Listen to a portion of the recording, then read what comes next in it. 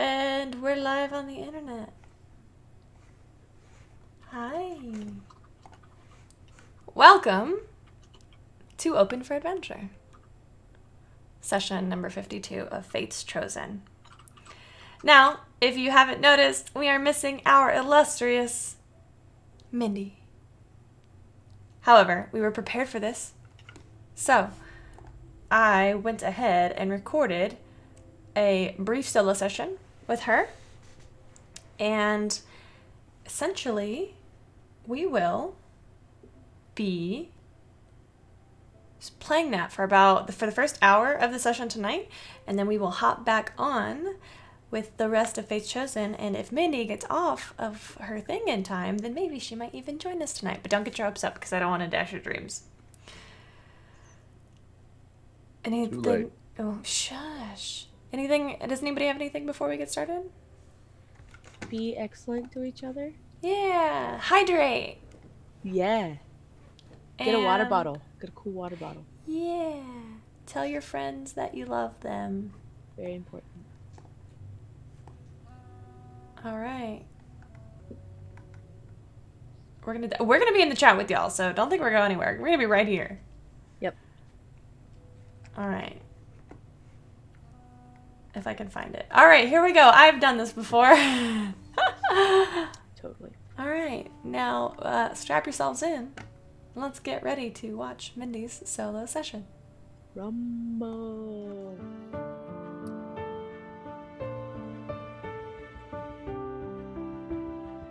I'll watch it on my own because the audio doesn't It's not sync how up counting quite down right. works, but I'm okay. watching it. Hello. Welcome to Mindy's solo session, Oh, dag, is that the, where is we that the new teach art? our dungeon master how to count down. We're not muted. First of all, let us look at the beautiful art. Other side, Mindy, thank you. I can't do this, my face already hurts. Is this just gonna be us laughing? Perfect. It would be very appropriate for Leona, so. Perfect. This art is by Iona. I don't want to get her thing wrong.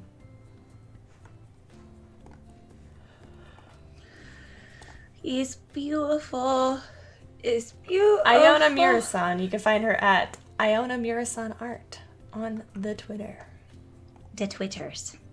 She's very talented. And we love her art for our characters. So, last we left off with Leona. What happened? So, there may or may not have been a proposal accidentally. Accidentally? I think, there was a little bit of not miscommunication, just a little misunderstanding. And Leona thought, oh, we are engaged now. And Ray was like, oh, no, but do you want to be? And Leona was like, oh, yeah. And so she proposed. And I guess now they're engaged. I believe that there is a standing competition for who can have the best proposal. There might be. Good luck. You're going up against a bard. It's fine, he's a prince. Ah! So Who after will we have faded to black, we find Ray and Leona. One second.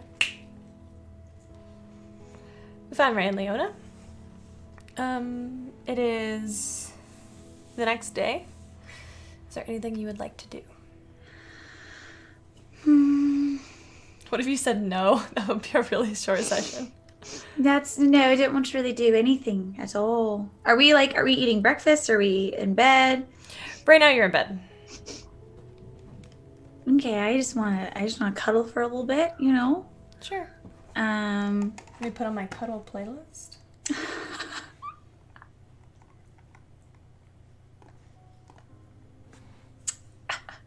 So I'm just going to be cuddled up against him, and I'm very clearly deep in thought.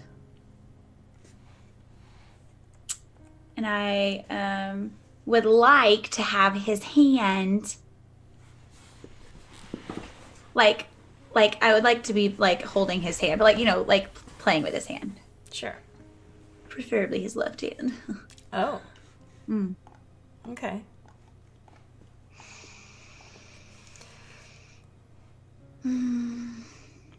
Love?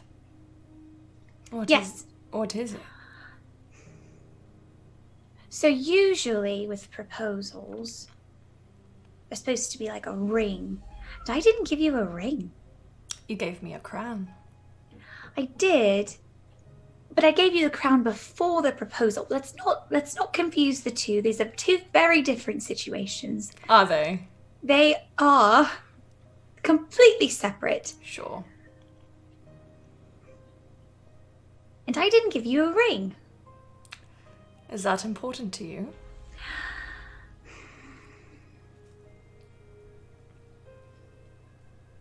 I mean, if we're going to have a competition for who has the best proposal, I feel as though it would be... Oh, wait a minute! And I'm going to roll out of bed. I'm going to scramble for my bag. I don't actually know if I'm fully clothed right now, but it's okay.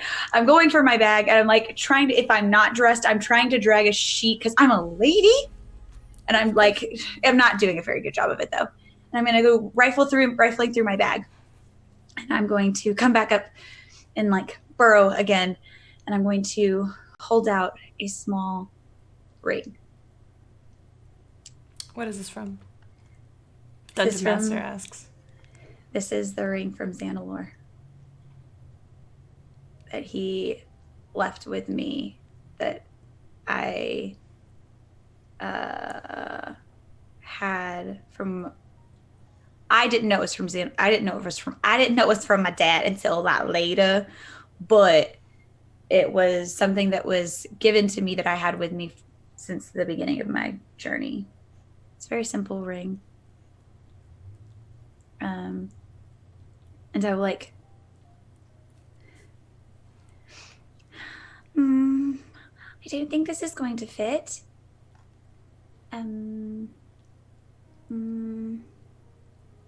I will try to like put it on the end of his pinky, if it will fit. So like go part going down. Okay. Like a meaty ring. Yeah. What is this from, love? So you have to promise to take really good care of it. I promise. It was a gift from Xanalor. I didn't know it was from Xanalor until much later. But he evidently gave it to Lord Kentigern, and Lord Kentigern gave it to me. And, well, until you have a proper wedding ring, you should just keep that one. I'll tell you what, I don't want to lose it. So he reaches across the bed for his own bag and pulls a simple chain out and threads it through and places it around his neck. Will this suffice? Yes. Now I give you a ring. And now your proposal is complete. It is a full proposal, complete with ring. Therefore, you have quite a proposal to make should you want to best me. Noted. I'm going to give him a kiss and take the ring out of my inventory.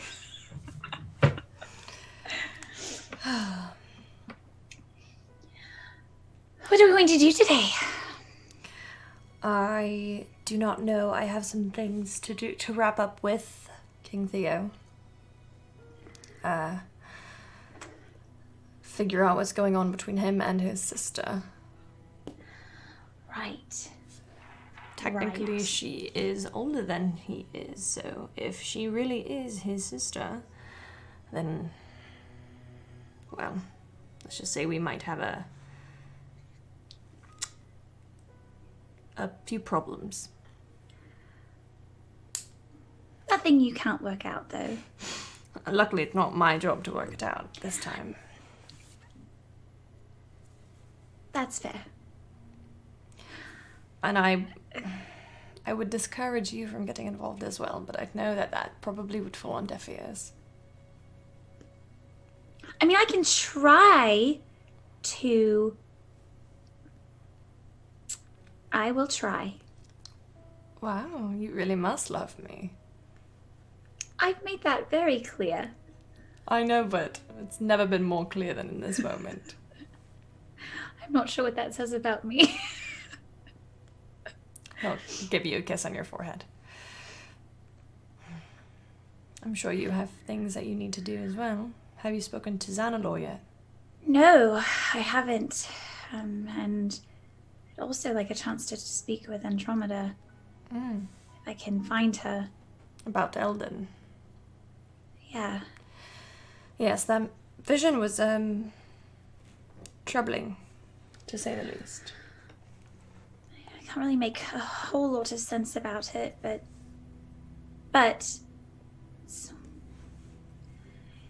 Andromeda's been having visions for a long time now.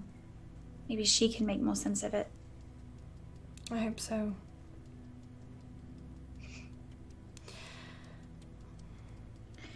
Be careful, though. Okay. You too. Okay. I don't know why we're being careful, but okay, yes, you should also be careful. I will. Okay. DM, how far away is the ball? 2 days. 2 days. Mm. 1 day? Is it 1 day? 1 day. 1 day. Well, As in tomorrow. isn't tomorrow. Well, we should probably, get started with our day, because we have a lot to get done in 1 day, because tomorrow we have very narrow focus. We have the dance, the ball. I was wondering if you would be my date. I'll have to check my schedule. I know you're a very busy woman. might In very high demand here. I might have some work, but I could probably Oh. squeeze you in. Oh. I like the sound of that. I'm gonna shove his face playfully. Alright, well, I'll get dressed, if I must. Okay. We'll also get dressed. I'm sneaking glances. But I'm super sneaky. Oh, roll a stealth check. Because I'm a lady. Roll a stealth check, lady. Leona. 21. Oh my god, he does not even notice.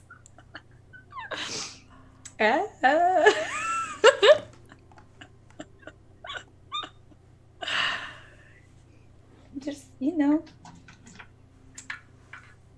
getting a nice look at my future husband. It's fine. Don't worry about it. Ray gets dressed a little bit nicer than normal. Oh. He does not wear his armor, but he does put on some fine springtime robes.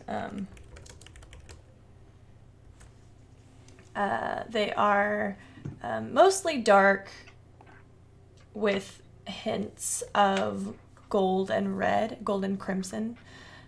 You know that crimson is the color of the Empire, but gold is not one of them.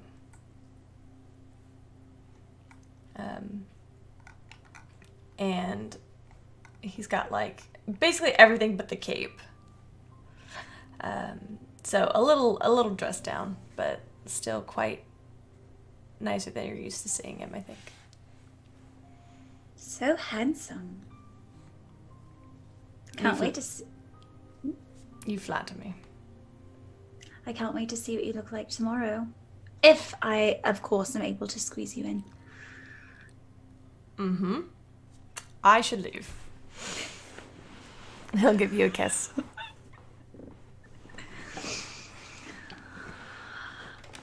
Okay. Once Ray disappears, I'm probably just wandering around. I'll probably at some point try to like swing by and wave at any of my party. Yeah. But I am trying to find Xanalor or Andromeda. Is there one you would like to look for first, or are you just looking for both at the same time? I'm just kind of looking for both at the same time. Yeah. Okay. So, Just wandering around the castle, sure. smiling, looking like I know what I'm doing, because clearly I do. Obviously. Clearly. You actually are proficient in castles. You've been in enough to know how to get around one and where you might find people instead of just a bunch of empty space. And the first person that you do find is you kind of slip into a small study. It's like somewhere between a library and a den. There's a few writing tables, but a lot of soft chairs. And you see sitting in one of them, a very comfortable armchair, across from another very comfortable looking armchair, is Xanalor Silvarian. He has long, dark blonde hair that's pulled into a... not bun, what's that other word? Ponytail? One of these things at the base of his spine and the base of his neck. And he is sipping on some breakfast tea. Has some like a light breakfast platter next to him he also has a book in his hands that he is writing in. I will knock. Hello. Oh. Hi. I'm gonna let myself in. Yeah. He'll put his quill on the outside of his book and close it and stand. Hello. Good morning. Good morning. Do you mind? Would you like to sit? Hmm? As I approach, there's this definitely an awkward like.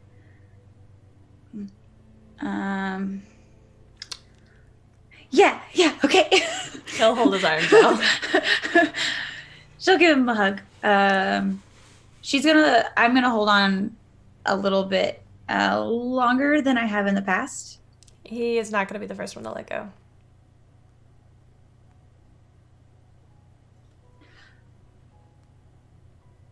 I'm glad you're safe.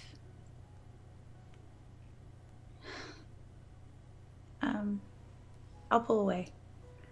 And sit down. I'm glad you're safe as well.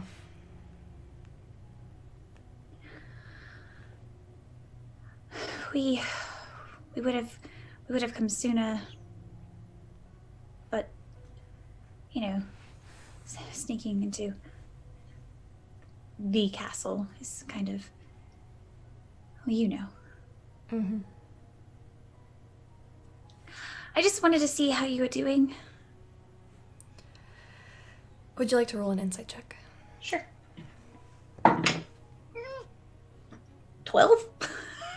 He looks a little thin, but overall seems okay.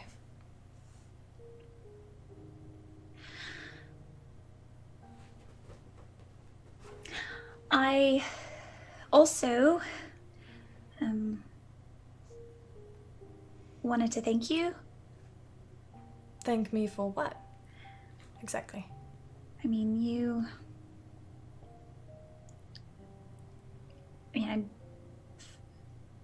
maybe I'm wrong, but last we spoke, we talked about finding a way to save Annalena. And you said that you would try to find a way, and I'm sure there might have been other reasons that you went, and obviously there were many people that needed help, but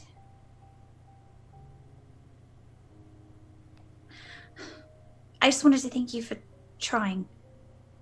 Even if it really wasn't for me, I did ask.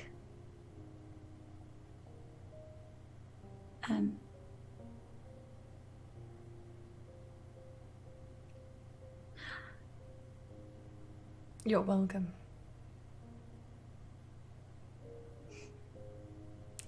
There are very few things that I wouldn't do if you asked.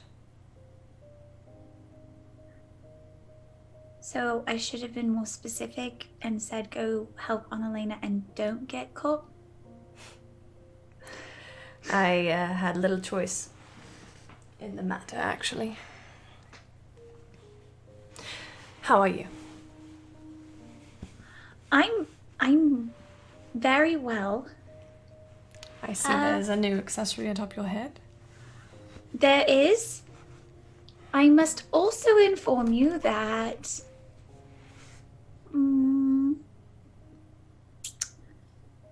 I may or may not be engaged. You may or may not, as in you are engaged? Might have proposed to Areo. To be fair, I thought he was proposing to me, and then we weren't really engaged, so I figured, why would we not be engaged? So, Congratulations. so you might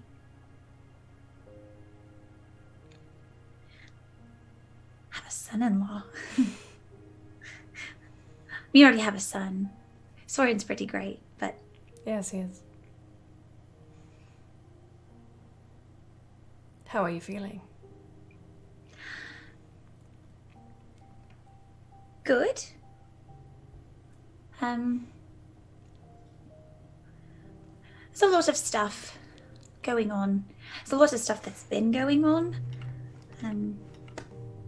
I'm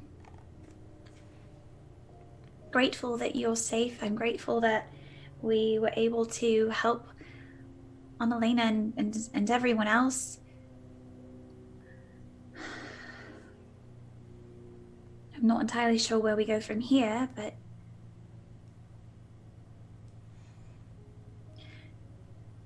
I know it'll be okay. It's been okay. I mean, You've survived this long. right? And my friends have survived, and, you know, I've made new friends, and I don't know. I don't know where we'll go next, but I think I like traveling. It's funny. I really thought when I left Ilvinus that all I wanted to do was go back.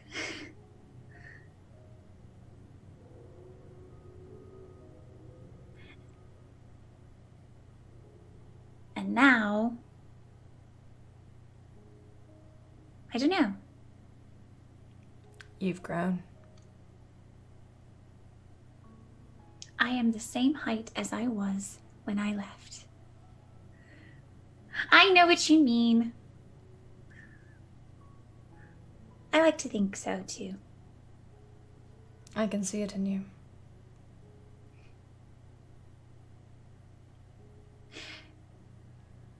Where will you go? Now. Very good question.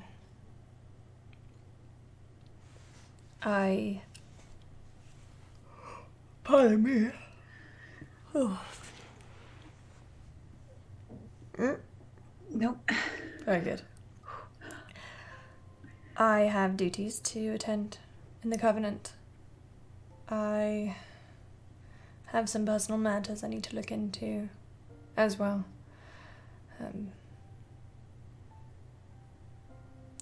But that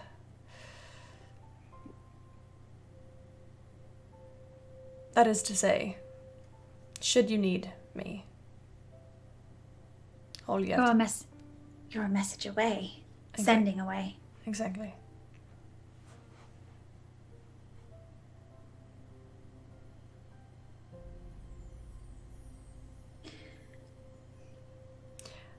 About this engagement, Oh, yes. are you happy with Araya? Yes. He's a very good man. For many different reasons.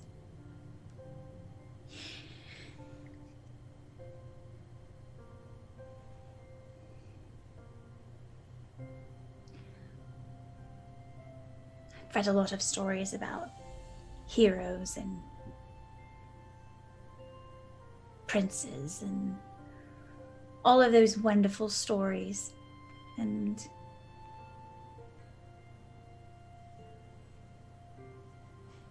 I mean, as far as heroes and princes go, he's pretty great. And I think he loves me. He loves me. A blind man could see that he loves you. Well, I love him, so I guess that's good. Would have been unfortunate if he didn't, or I didn't. Yes. I only am curious about what is to say the Empire splitting and the war, and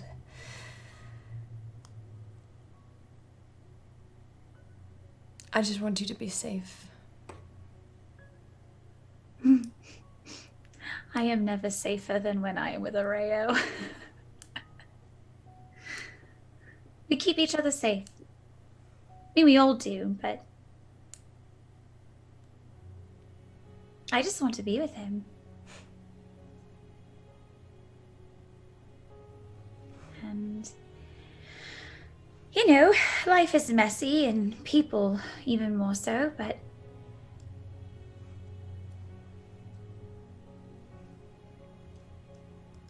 sometimes it's worth the mess. You can always clean. My mother used to say, if it isn't good, it isn't done. Your mom's a very smart person. Very wise. She was very wise. And when she sang, she stole the hearts out of men.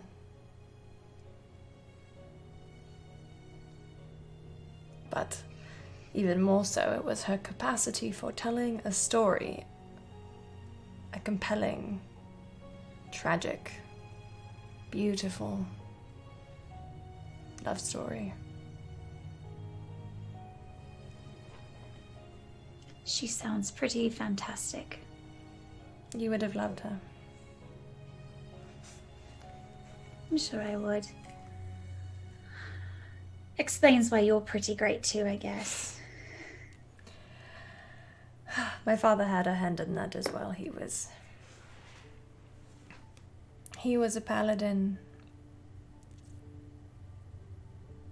Really? He was. I know a few paladins. One has said she doesn't want to be a paladin. You probably already know. Did I ever tell you about the book I got her? No. Oh no. My pally and me.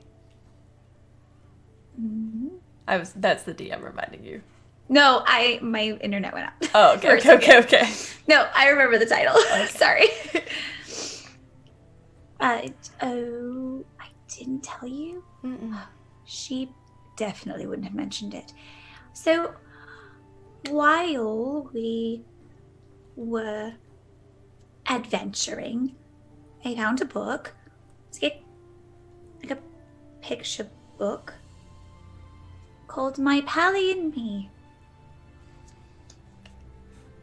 And we Gave it to her. may have given it to her. And then I may have read it out loud and had story time at a tavern one night. It obviously was not very effective because she still, I don't think, wants to embrace her paladin-ness. Although she is paladining more, I think. I can't always tell. Sometimes things glow. That seems like a Paylor thing, less than a Kessra thing.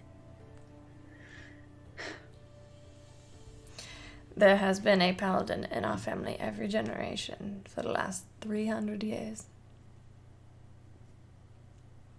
By some miracle or another. Whether we wanted it or not. Kessra definitely doesn't want it. I am quite aware. I think she'll learn too, though. Perhaps, and if she does not, there are other things for her, if she wants. She's still good with a sword.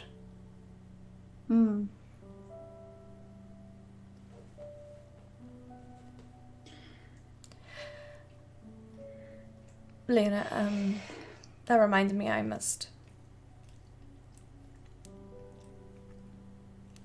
I know I've warned you about Van Veer in the past.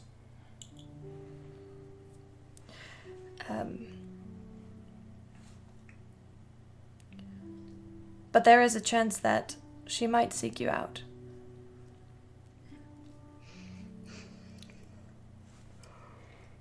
She's already...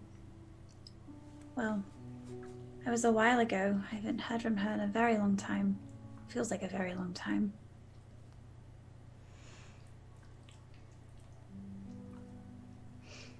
But I don't have...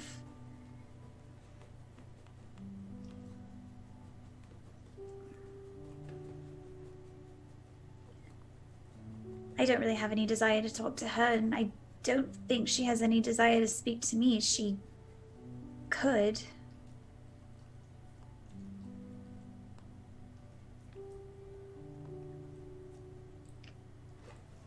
I still have my sending stone. Do you? Okay, I think so, because I tried to get rid of it and then it magically appeared in my bed again. Thank you, right. Roman. But that was just from Roman. Oh, no, it was just from Roman. But I've talked to Maud through it too. Oh no, I cast sending.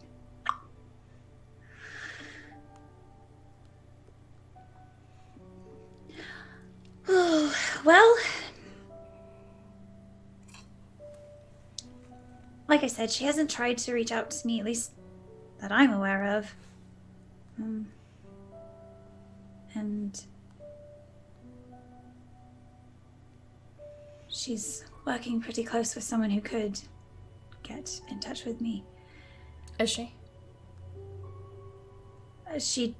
Well, I thought they were, and then I wasn't sure because I tried to warn her. You're speaking about Roman Kent again. Yes. But it seemed like she already knew, or maybe she didn't know and didn't care, or didn't know and didn't care. Roman Kent again was recruited into the Silence. But he was already working for the Assembly. So I tried to warn her and... She already knew.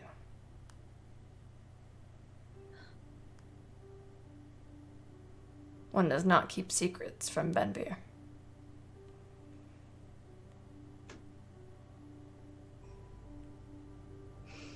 She is the Silence personified. She has been for a very long time. I just want you to I am not worried about her hurting you or...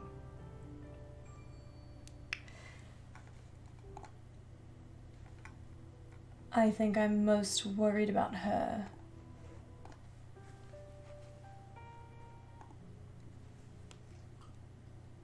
hurting your heart.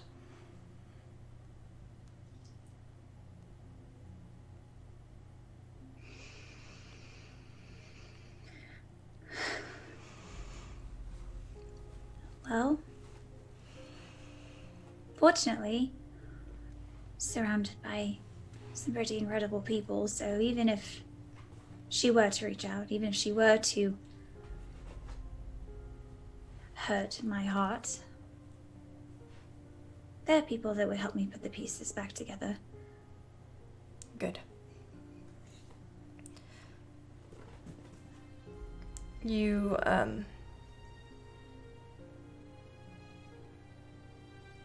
you were a surprise to us both when you were born. That seems to be a trend of my life, so... It wasn't just your arrival that surprised us, but how much power you had. You see, a lot of people think of bloodlines as a last name. So one person with a Savarian last name might be just as potent as another person with a Savarian last name. But it's not always the case. For example, I did not separate Soren. I did not find a different home for him to grow up in. Soren was not born with what makes the Silvarian line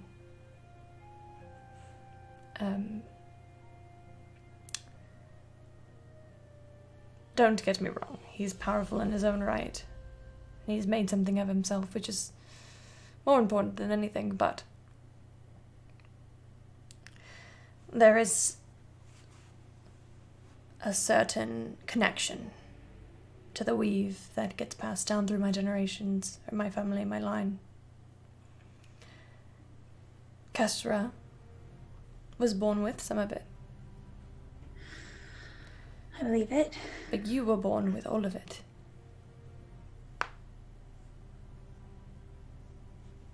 Is that why I can see things? Is that why... Yes. Is that...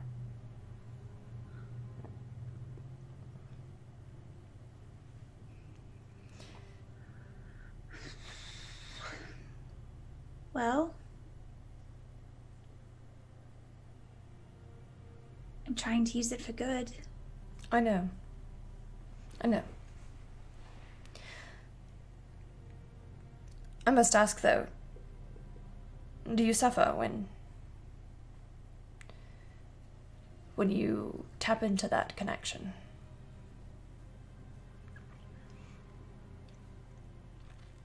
Not very much, no. Roll a deception check. Oh god, I know his insight's ridiculous. 30. I'm not even gonna pull up his character sheet. Actually, you know what? I am, just for giggles. I'm pretty sure his insight's really high. It might be like a plus, let's see. Let's just see. Or maybe it's Roman. All I know is there are very few people that Leona likes to lie to, and it seems like most of them have good insight. I forgot about that modifier. Yep. I shouldn't have said anything. Good, I was worried. After what Benvir did. Wait, what did Benvir do? Is that a Mindy question or Leona question? Probably both. Okay. Wait, what did Benvir do? As I said, you were born with all of the Silvarian power. And I did not know this about her, but Van Veer has always had hidden motives.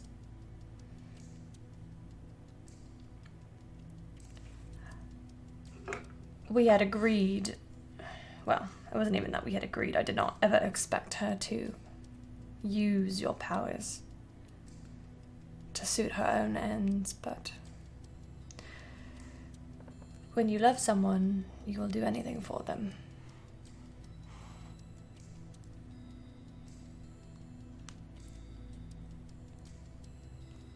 Your mother had another love.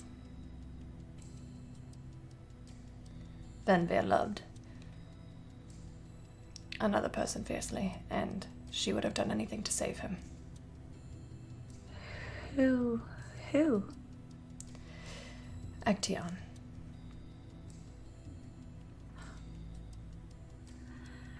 Right. So wait, but what do I have to do with that? I'm not sure if you're aware, but there's a prophecy about Actaeon that says that when he was born, or made, I don't know if he was really born so much. Fae. No, he is not Fae. That's right, he's not. He is celestial. Born of the Kirin god and the Arakocra god, yes. It's very hard to keep up with everything. It is.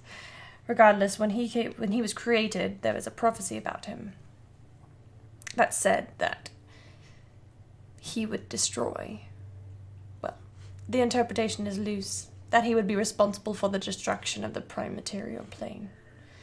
So as his progenitor, the Kirin god, cursed him, that he could not spend time on the prime material plane without growing weaker, and essentially shackled him.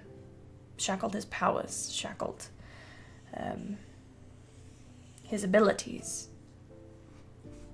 Created these divine chains that bound him. And Venvir believed that she could undo those chains with the right amount of raw connection to the weave.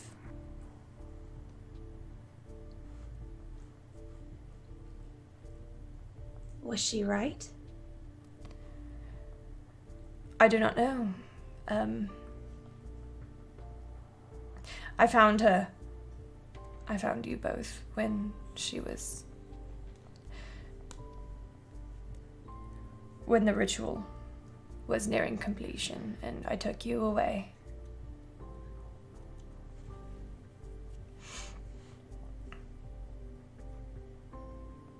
But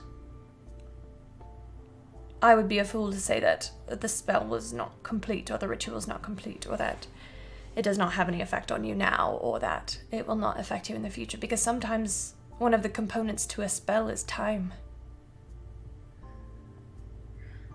That's reassuring.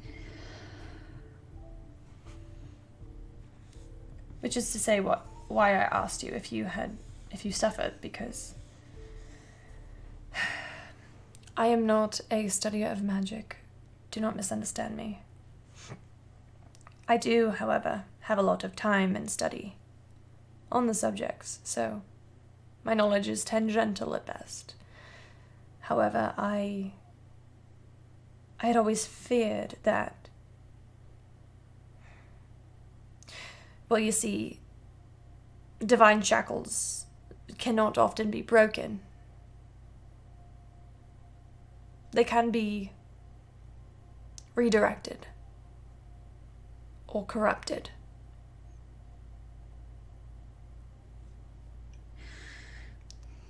So I always feared that she had taken his shackles and placed them on you.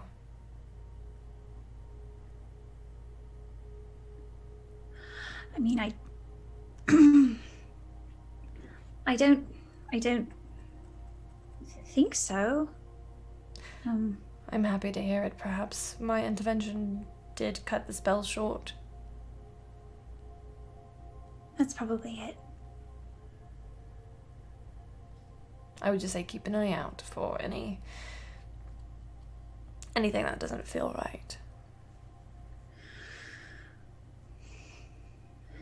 I can do that. It'll be fine. It's a little scary, but... It is, and that's why I wanted to wait to tell you until I felt that you were ready. I'm glad you think I'm ready.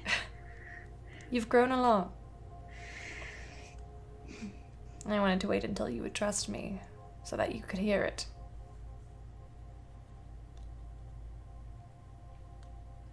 Speaking of trust... Oh? Do you plan to speak to Kessler before you leave? I do not think there will be any good of me seeking her out. But I will be available to her, and...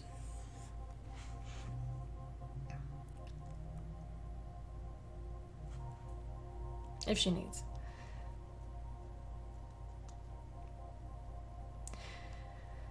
When I did what I did, I was fully prepared to lose you both, as long as it meant keeping you safe. Because I was worried that if the spell with you failed, that she would try it with Kesra. Or both of you, together.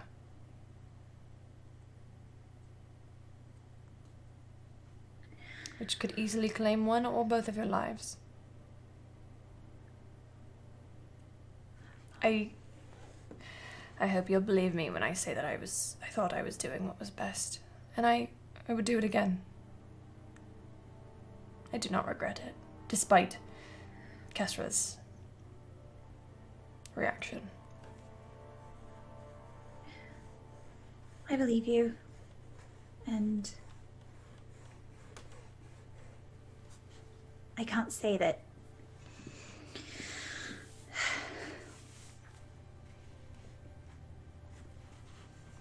it will ever be the same, but I think one day she'll understand.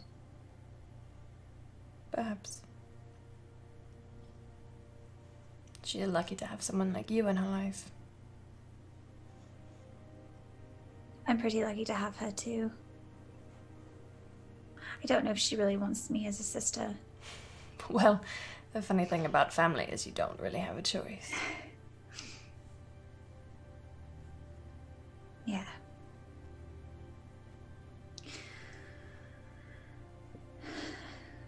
I don't mean to keep you. Keep me from my breakfast. And whatever you're writing, are you writing a book? Can I read it? I'm writing a journal.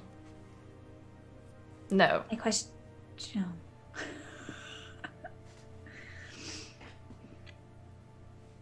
Just thoughts and musings of an old half-elf.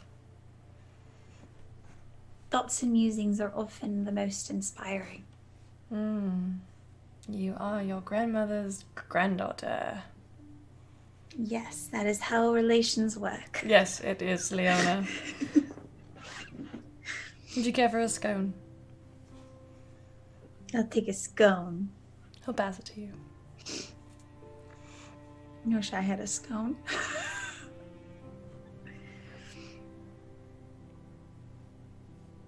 Something else troubles you.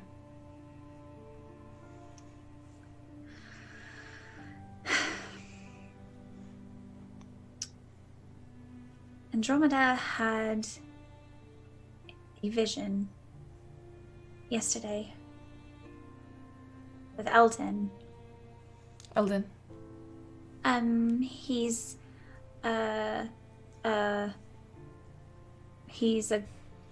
soldier. He was sent to get Ray.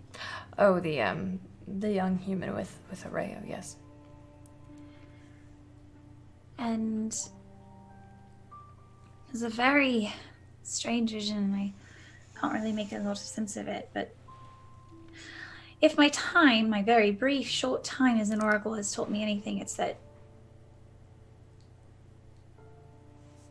there's a purpose for the vision, whatever that purpose may be, whatever it might be alluding to.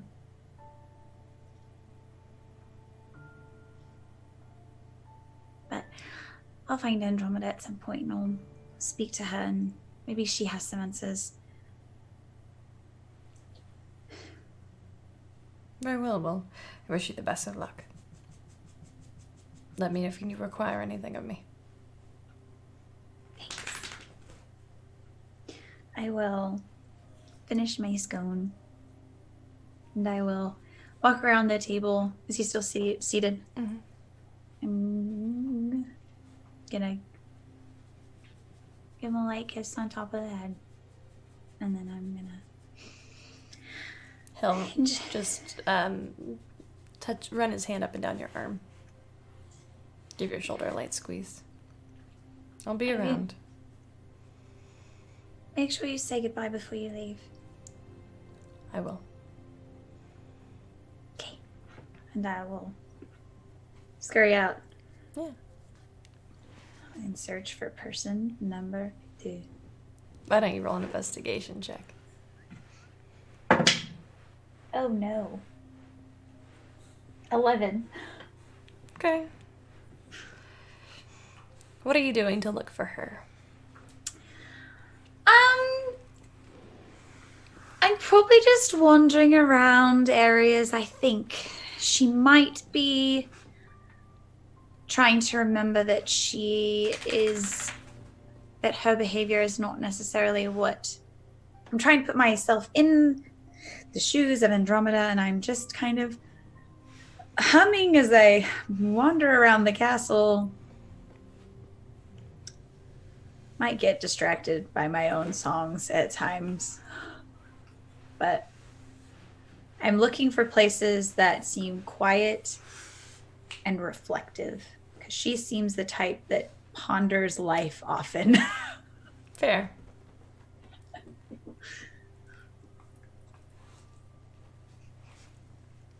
It does take some time. About an hour and a half. Okay, it's fine. Bordering on 2. For you to find Andromeda.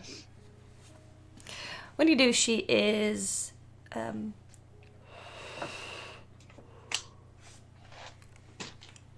excuse me. She's actually on the roof, on a terrace.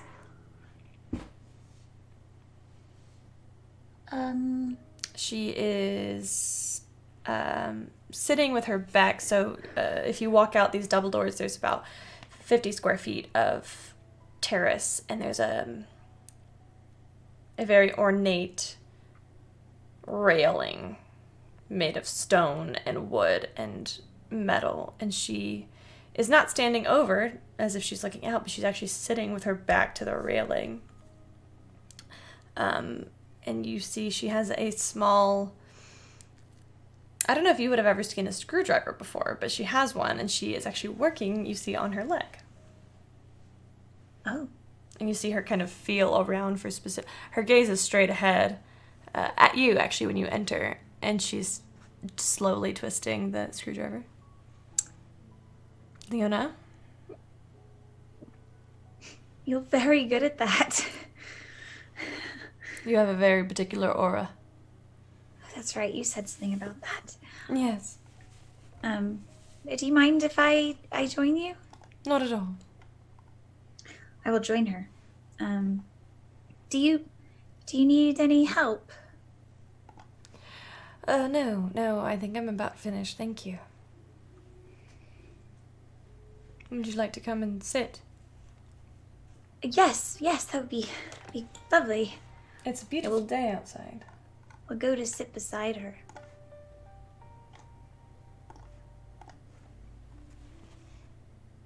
How are you?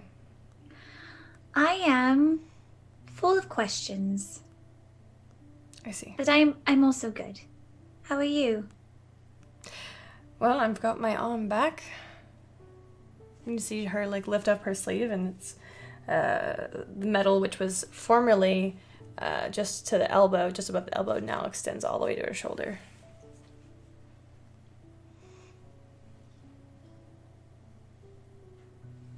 Do you remember what you saw? Yes, I always do. Do you know what it means?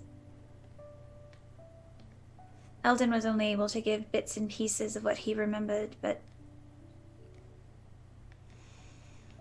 I couldn't make much sense of it. What sense could you make of it? Well, two people playing chess, someone overhead pulling the strings.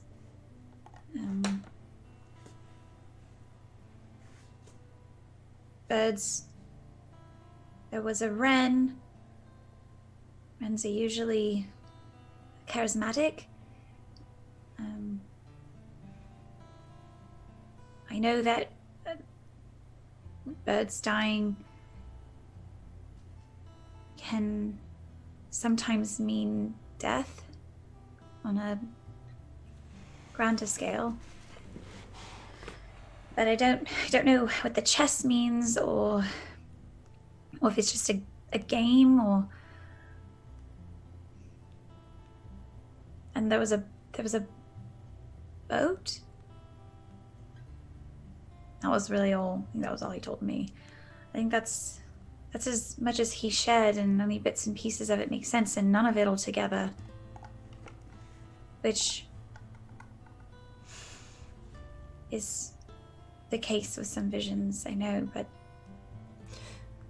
My visions always come with symbolism. They always come.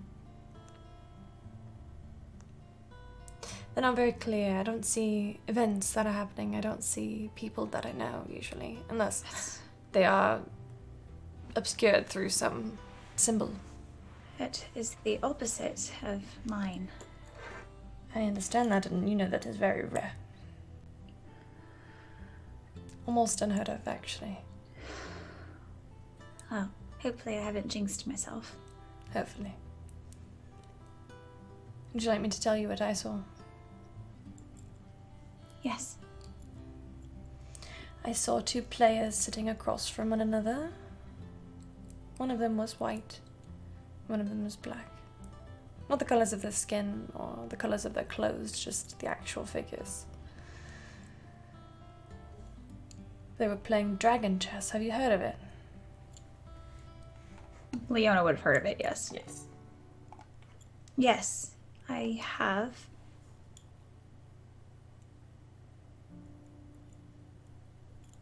The black player took their mage and took out the white player's cleric.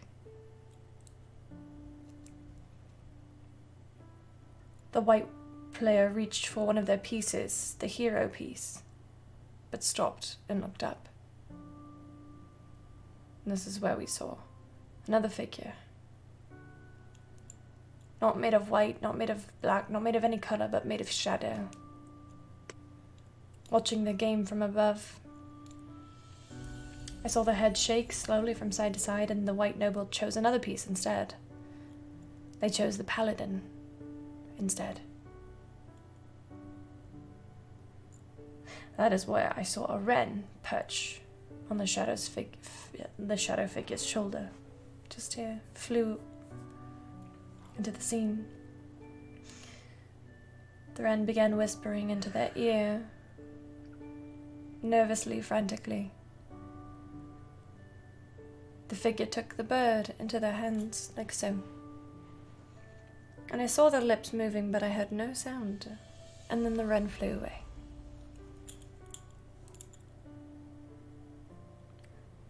And this is where it goes darker, because the chessboard melted away. Just off into nothing, but the nobles, the figures, their flesh and bones melted and drew together and upwards and created a book made of flesh, which snapped closed with arcane energy. It was very distinctive. And that same energy flashed again, and then again it was blinding. And then that light was lightning striking a massive ash tree. And that tree's bark was not bark, but shattered shields. And those branches were not branches, but bloody spears.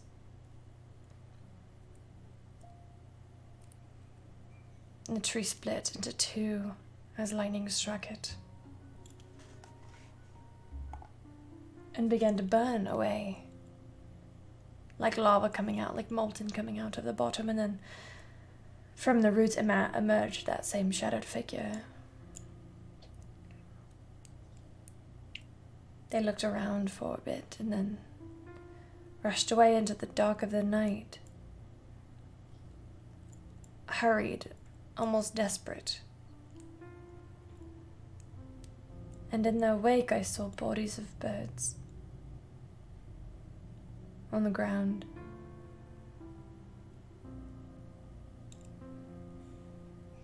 The figure found some sort of safety in a small rowboat at a river's edge, a river I didn't recognize. And there was another crash of lightning in the distance. And that's what I remember.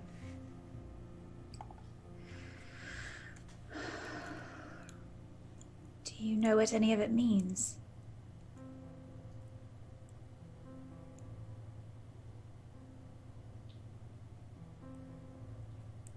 I'm not sure.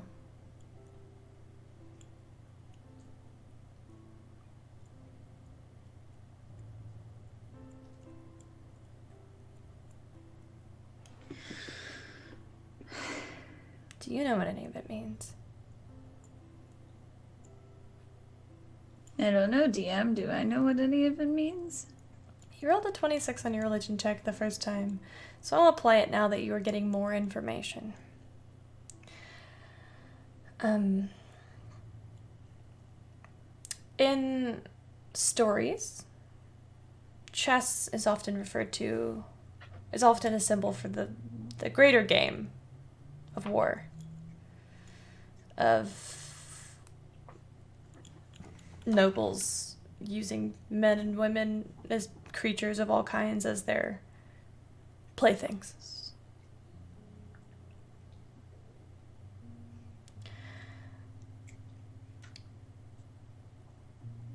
Now, Eldon didn't see this because he doesn't particularly know the game Dragon Chess, but with this new information of the Black Mage taking the White Cleric, the Black Mage could be a few people. You know a few Dark Mages.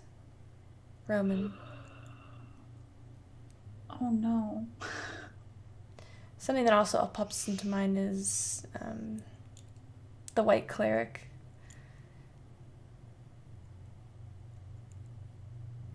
Ayun. Or me. I am also a cleric. You know a cleric that was killed. I do. Okay. It was the cleric. It was Sinestra, yeah. Sinestra. Who was killed by Roman.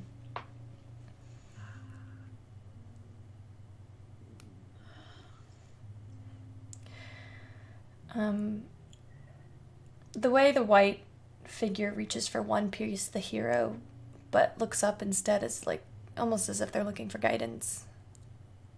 And who do people look to for guidance? Who do most mortals look up to for guidance? Gods. This figure watches their game from above. Their head shakes slowly. And the white player picked another. They picked the paladin instead. Do you know that there are several paladins? Several that you know of personally. Areo, Xanalor, Kesra.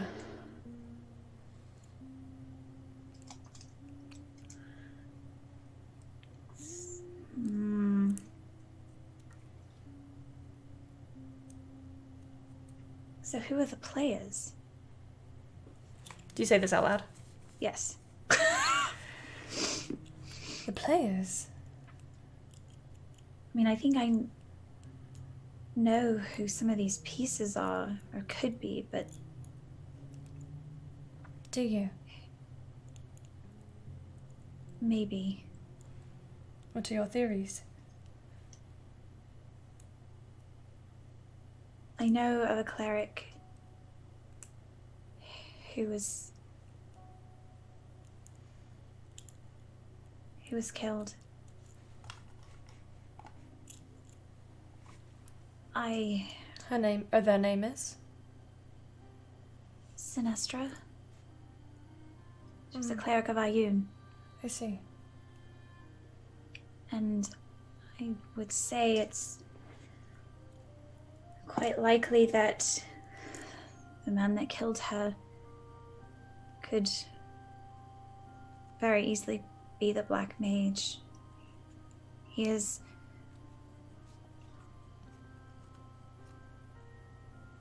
Well... It's funny that you say that because when I saw the vision, I saw the white cleric as my brother, Andokir. He was also killed. Do you know by who? I know he was killed by a powerful sorcerer who was not from this plane. Maybe not a sorcerer, a mage of some sort. I never found out who it was. All I know is that they beat him down with dark magic, and then at the end they stole his life away with a single word. But this was a time ago. How long is it time? A decade, at least. See how these all things are all subjective.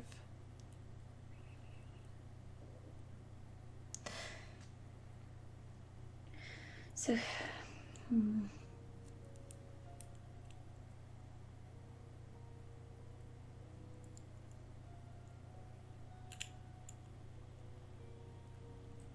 So what do you do with it?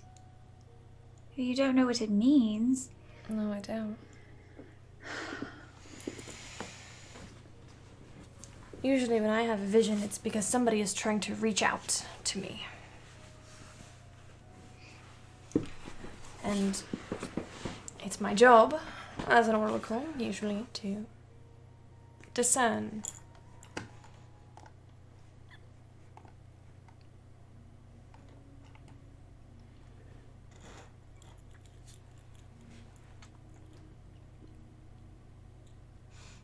Have you ever heard of a book covered in flesh? Make a history check. That's pretty good. Something high. 26. Sure. You've read many adventurers' tales, many made up and real. Specifically, this brings you to a couple stories that all deal with necromancy. Oh no. Necromancy. Necromancers are known for creating their grimoires out of flesh. Oh.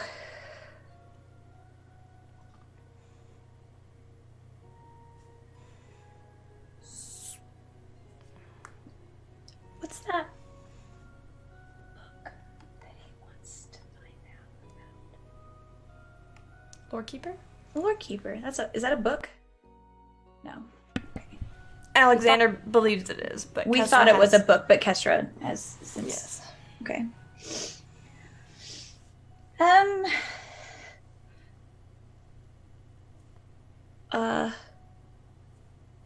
I mean, I've heard stories of necromancers,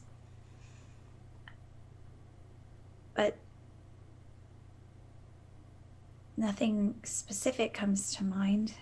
Yes. Well, I'm very tired. Oh, I'm sorry. I didn't mean to keep you. No, it's okay. I just don't have a lot of strength or constitution these days. I'm getting old. Thank you for your time. You're welcome. And if there's anything I can do to help, you let me know. I'm not too hard to find. Thank you. I will get up and I will leave her to get some rest. Okay. And that's where we will conclude. We'll see you next time.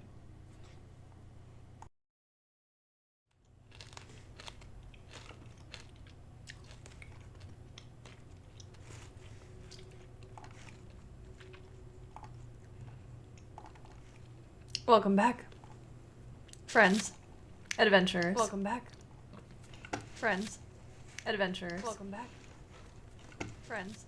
That was a lot. I mean, there was a lot. I'm stuck on flesh books, personally, like myself, but... You never heard of the Necronomicon? You never watched Evil Dead? No. Oh, man. I grew up Catholic, bitch. Nah. You gotta watch some Army of Darkness. We have approximately 15 minutes before the break. Give or take, depending on what you do. Eldon! You wake up early in the morning. Ray has left you a note saying that he is taking care of some business. Not to worry about him.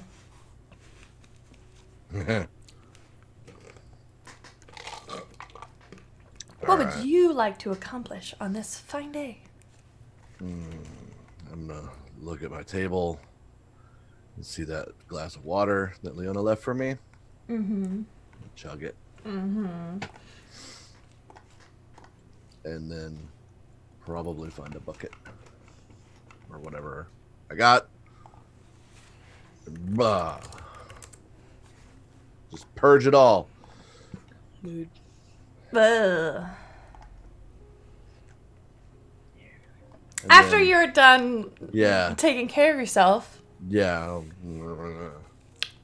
splash some water on your face. Yeah. What would you like to do? Well, Ray said that he was busy. So, I would try to find Andromeda. Why don't you make an investigation check for me? Why don't I? 9. Great.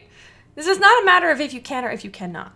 Okay. With these things, it's always a matter of how long does it take for me personally as a DM.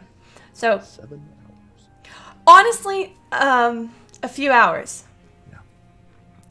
And I'm sure I can get breakfast at some point. All the greasy. Go. Yeah, all the- Go looking for her. Get distracted by something else, etc.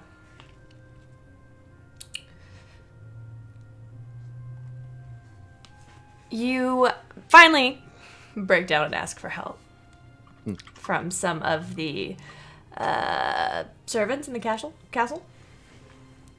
and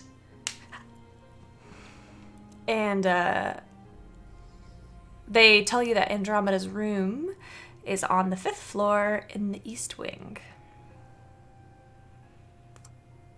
Okay. Okay. You go up to the 5th floor and you find yourself in the West Wing. Shit. And then finally turn around and navigate the East Wing, and along the way keeping track of the portraits and the decor, the statues, The layout, escape route. escape route, windows. You find yourself checking a few to see if they're locked, and they are.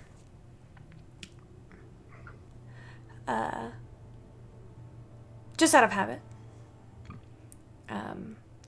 One time as you're checking a window, a servant comes by and you're like, ooh. Nothing to see here.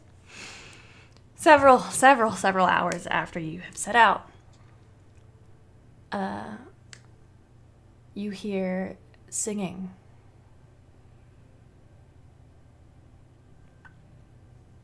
In a language that you do not understand. But it's a very sorrowful sound. Beautiful. But incredibly sad.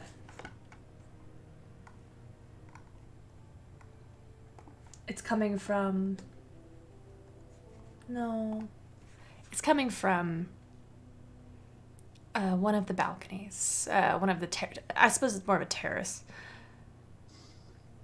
And do you follow the sound? Mm-hmm. Okay. It leads you to a set of double doors that are open, and you find Andromeda seated with her back to the rail. You see her legs are crossed. Her head leans back. White, milky eyes just not staring into almost nothing as she looks up. And from her mouth, this ethereal, heavenly music comes, almost as if it's not from her, but from something else within her. It's not her voice. It doesn't make sense. But as soon as you make an appearance, it stops. She looks around and her eyes land on you. And she stands up. Excuse me. She brushes off her dress, twists her mechanical arm a little. I didn't mean to disturb you. I'm the one that disturbed you. It was beautiful. Thank you. Sorry to intrude. I just hope to maybe talk about yesterday. What about it? I'm not ignorant of the world. I know that these kind of things happen. It's just that it's never happened to me. I've never experienced anything like that, and I'm having a hard time understanding what any of it means. Welcome to my life. I'm not used to that. Used to... One does not get used to intruding visions of darkness and impending doom. I think it's mostly the uncertainty for me. I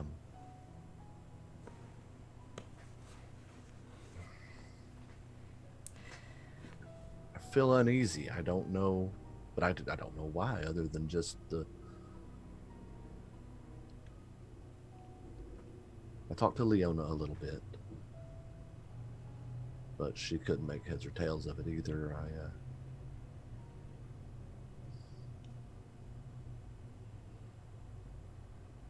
I should go. You'll have to excuse me. Where? Where do you need to go? Away from you. Did I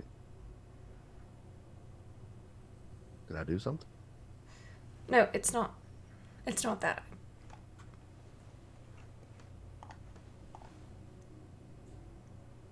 I'm sorry that I intruded. No, I will bring you nothing but pain.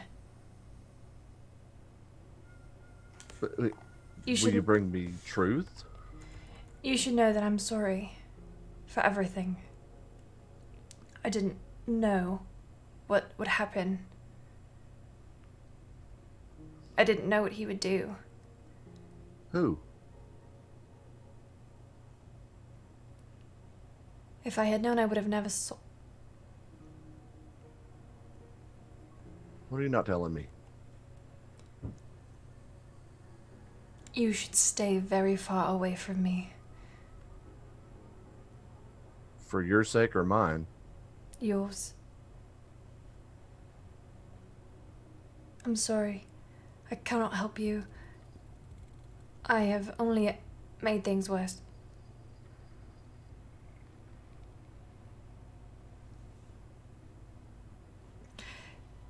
You don't understand now, but maybe one day you will.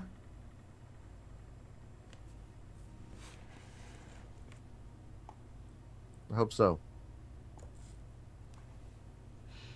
You see that her face is turning a bright red, and her eyes are filling with tears.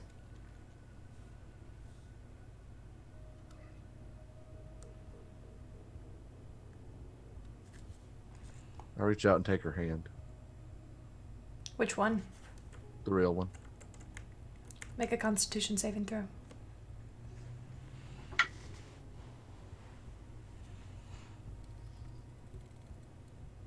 $19. Okay. So you will remember what happens.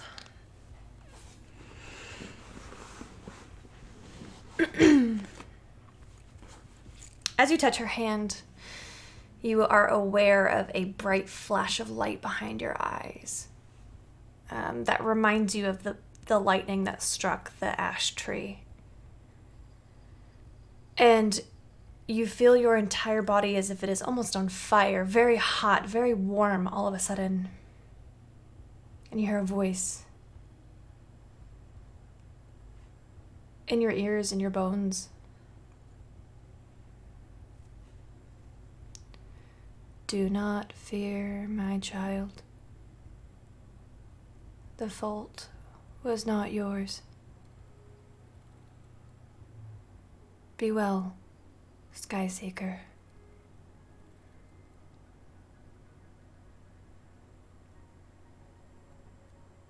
Your head begins to spin, almost as if you've been standing with your knees locked for too long in a hot field. And your vision returns to you, and you see Andromeda's face is streaked with tears. Pain, regret, shame. All emotions you know well, written clearly on her face. And that is where we're going to take a quick break. Hey, we'll be right back. Oh baby, I love your madness. It's so incredibly beautiful. Oh, you shine like gold, so selfless to all, and wild like an animal. Some would say I'm insane in the right in a way, but I just love to play in your fun and your games. Always hungry for more, that's just how I was born. Take me somewhere I don't know, and give me your freedom. Whoa, you love me to pieces, yeah, I need it. Want your pandemonium, life is so easy. Whoa,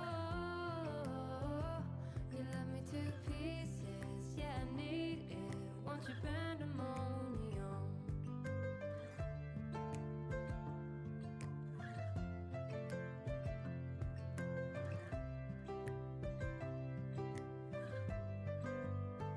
The limit of love is endless, I know.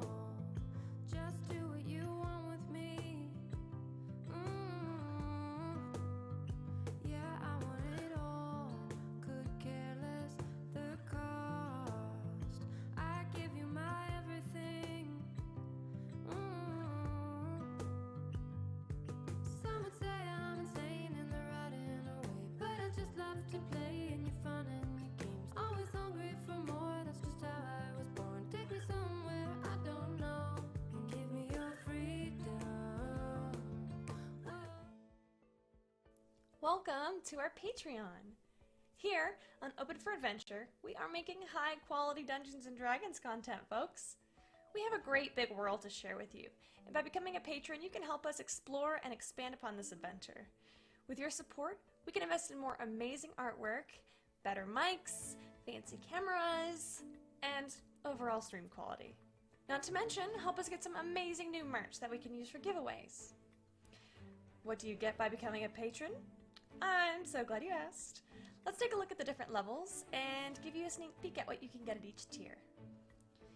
Did you know that the family of the First Lord Theo, the leader of the rebellion against the Empire, actually invented firearms nearly 25 years prior to the current campaign? The designs for this high-tech weapon are the Delaney family's best-kept secret. Also, they were originally invented by the late First Lady Victoria, Theo's mother. Access to lore leaks like this is what you can expect from the first tier, written in blog-style posts after each weekly session. Ever wondered what goes on off camera? The next 3 tiers give you exactly that. With Stolen Moments, you can get access to text-based roleplay moments, highlighting experiences that don't make it onto the stream, like Leona's training session with Ray and Asmarin.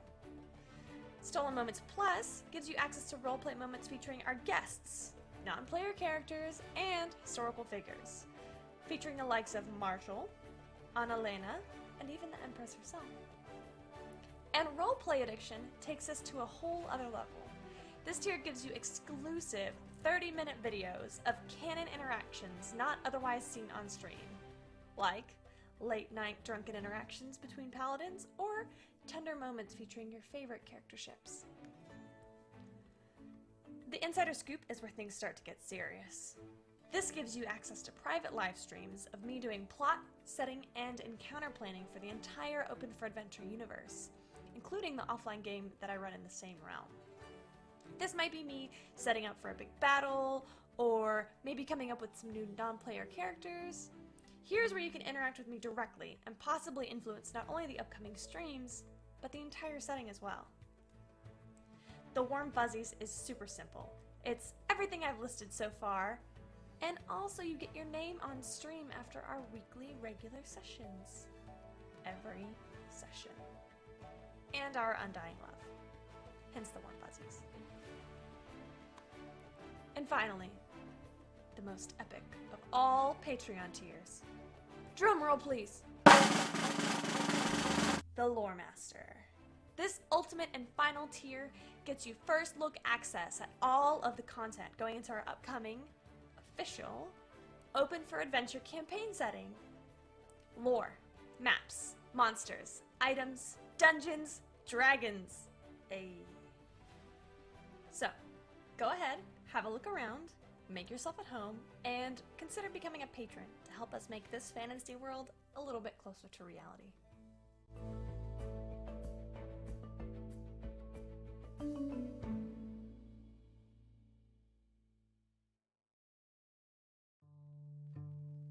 Oh baby, I love your madness. It's so incredibly beautiful.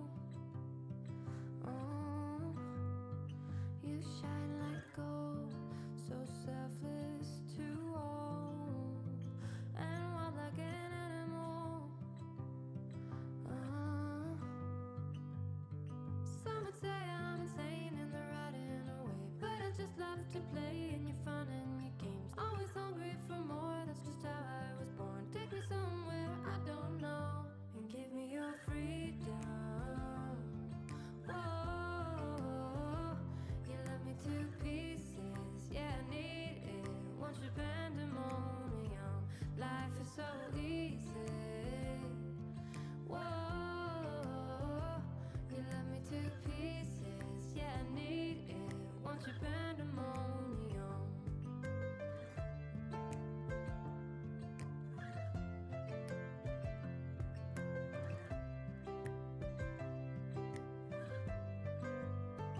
The limit of love is endless, I know. Just do what you want with me. Yeah, I want it all. Could care less the cost. I give you my everything.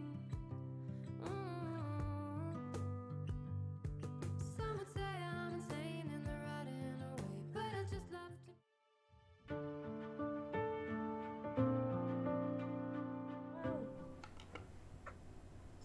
I scared myself. We're live, thank you. Oh, you're welcome.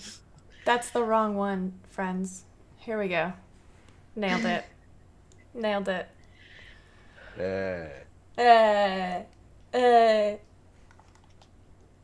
All right, friends. Welcome back to Fate's Chosen on Open for Adventure. Eldon, when you come back to, you see those look of frustration, not frustration, shame, pain, regret. And then Andromeda is walking as fast as she can. You hear her uneven gait as she tears off down the hall away from you as fast as she can get.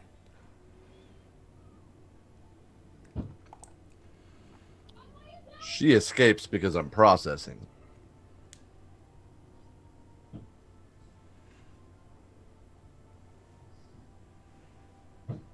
And then I don't know where I'm going. To find my people. You want to find your party? Mm-hmm.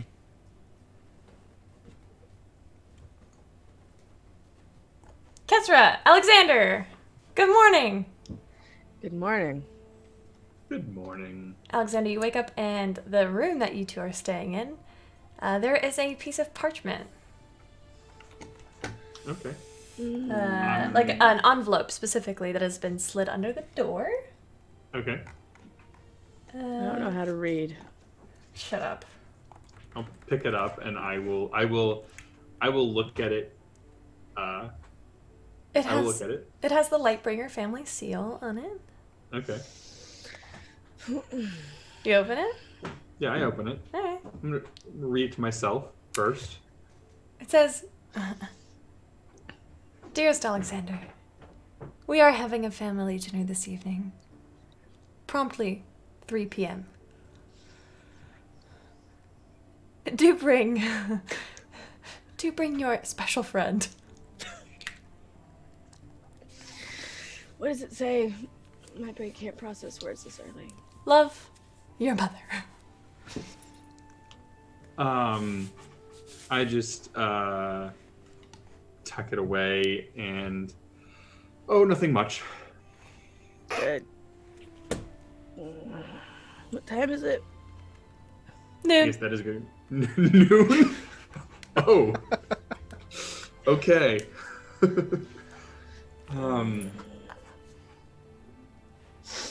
You said some interesting things last night, Kesra. That's not good. Hang on. Hold on. What did I say last night? Well, you said that you overheard some things. I want to remember. You did say that you overheard Celestia say that she was resurrected by hags. Yep. Mm-hmm. DM, what do I know about hags? That's a great question. What do you know about hags? Roll an Arcana check.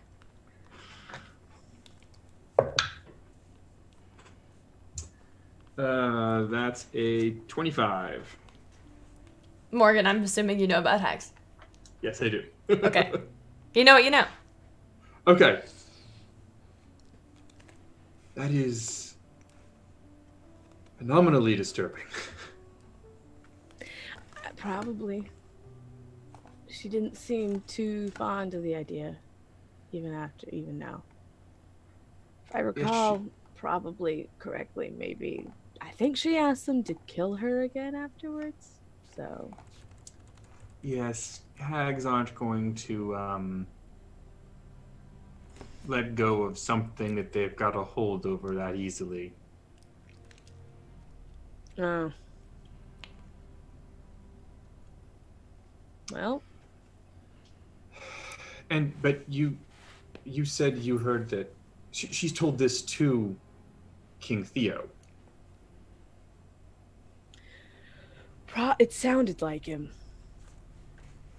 I'm going Right. to assume it was him. I didn't Well- actually make visuals. Mm-hmm. Right. Yeah. We may need to What? we may want to do some light grave robbing later. Nothing actually like stealing, but I would really like to check Celestia's tomb and see if the body's still there. Oh yeah, sure. I don't know how much we would have access to it, though, so that's the robbing part. We might have to sneak past people. I was asking. I was curious because usually you said not taking things, and yet Yeah, robbing yeah. implies the taking of things. So okay. all But right, a lot of fine, people I'll just don't like people going into their own crypts. I don't know why. It's not like you're bothering anybody, but I mean, we could act like we're gonna be like paying respects or something. she's alive now. That's the problem. There are other people buried there, though, right? Probably. I guess. What do I know about? Damn. What do I know about the Delaney family crypts? They have family crypts Okay. where all of them are buried in a big mausoleum. Okay. And there is a special crypt for those who were killed in the incursion. Okay. Is it? Are the crypts in Asmarin as avidly guarded as the crypts in Wolfcrest? I mean, the champion deity of Asmarin is Pelor, so maybe not as guarded, Okay. but quite. You would know this. Right. Yeah, very well. Okay. We can just go look, and then I have a horse. That's about all I could bring to the table. Not sure what a horse is going to do in a crypt there, Kestra. I mean, to be fair, the horse did a whole lot in your house, so Stepping through the floor. yes. I mean, it's generally frowned upon in crypts is, destruction of property. I should know. It could be an accident. But why would you bring a horse into the crypt in the first I place? didn't bring it. It just arrived. I don't know. Didn't it take you a few hours to summon Red yesterday? I mean, I wasn't planning on staying down there Probably. quite that long. Probably. Maybe. All right. Sure. I'm not.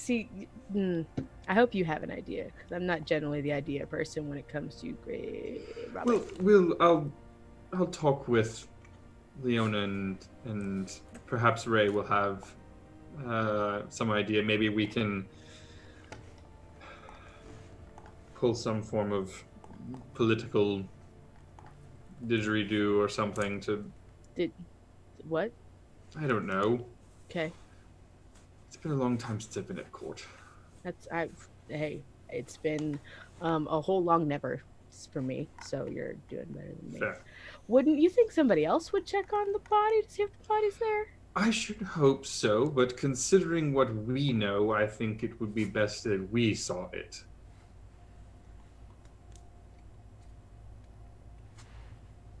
I don't trust. Okay. Didn't seem like a whole lot of our business, but I'd rather not you get arrested, so sure. Also sounds fun. All right, well, perhaps that shall be something we do later tonight. Or perhaps after the ball. Just hoping you forgot about that. Oh, Kesra, I haven't forgot about the ball. It's not going to Technically, get it might not happen. Technically, it might. Schrodinger's ball. He only has one. Maybe or maybe not. We don't know yet because it hasn't happened. It's fine. That's it's a very interesting proposition. Yeah. I think it's going to happen. Maybe he might change his mind. I mean, that is Consult fair. Schrodinger and whatnot. What are you going to wear to it? This theoretical ball. Close.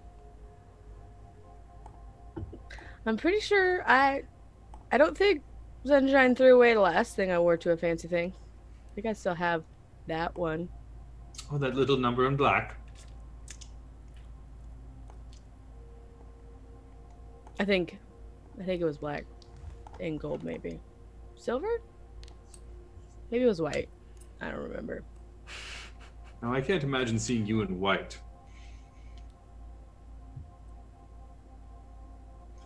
I mean, Well, it's a if, okay. I shall have to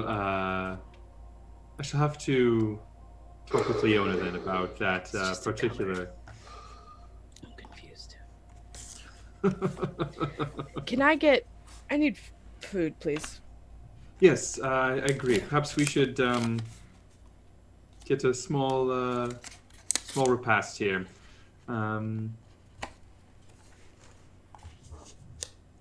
What do you think you're going to get up to today? If I'm lucky, and I'm not lucky, a whole lot of nothing.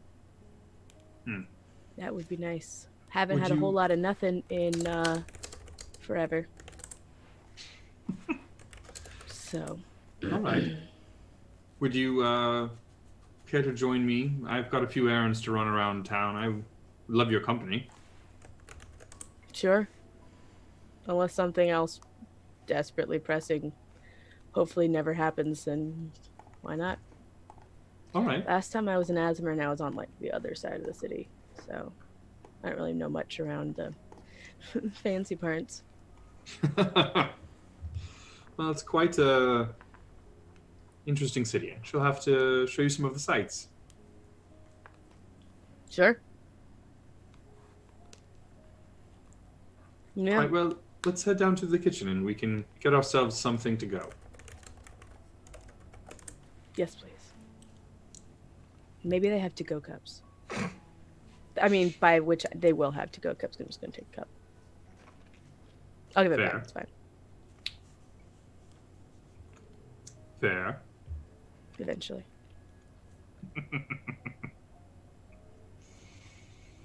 What? I'll give it back. I Chuckling. believe you. I believe you. Just don't take the ones with the crest on them.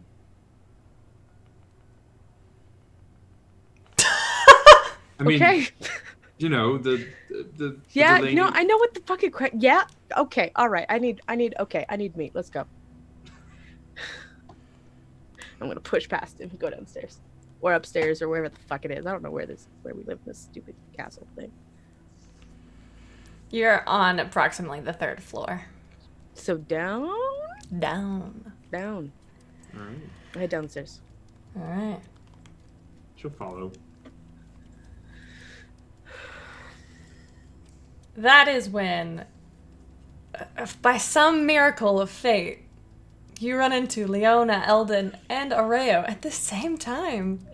It's Wow. insane. It's Oh my gosh, what a coincidence. I was just looking for you guys. Oh no, you were Interesting. too awake. Interestingly enough, when you see Leona, she is wearing a crown, a circlet around her head. And you see that Areo has a somewhat of a matching crown. They come in at different times Sure. in your breakfast.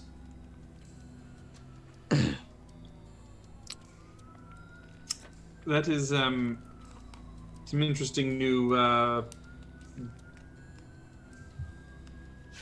isn't it pretty? Yes, they just arrived today. I thought it was a kitten. It wasn't a kitten. It was not God, a it kitten. wasn't a kitten. Can you imagine how heartbroken she would be if we got her a kitten and it died while you were fighting trolls would- or something? We would keep it It safe. would happen Would you? almost instantly. You know you have to Yes. feed kittens and water them. Yes. If you don't feed them, they don't grow.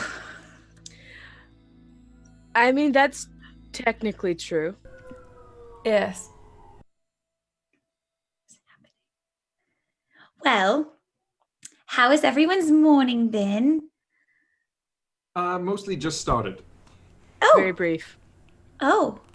Lovely. It was. Eldon, how are you? Great. I feel fantastic. You're a terrible liar. Slept like a baby. Sounds like you need breakfast beer. It's noon. I've been up for a while. Semantics, fancy pants. Same. I'll take some lunch beer. It's fine. Sure. Let's go. Let's do this. Oh, okay. Sure. Okay. Well, I have some things to take care of. I'll see you all around then. Fancy Pants, what are you doing tonight? Tonight, after Yeah. I've engagements. He gives you a look, Alexander. I give him a nod. Like, no, like later. Like in the evening. Like, Are you asking me on a date? in your dreams, Fancy Pants. No. We'll talk. It'll be fine. Go away. Going away. Thanks. What if we went on a double date? At your command. God. He walks away.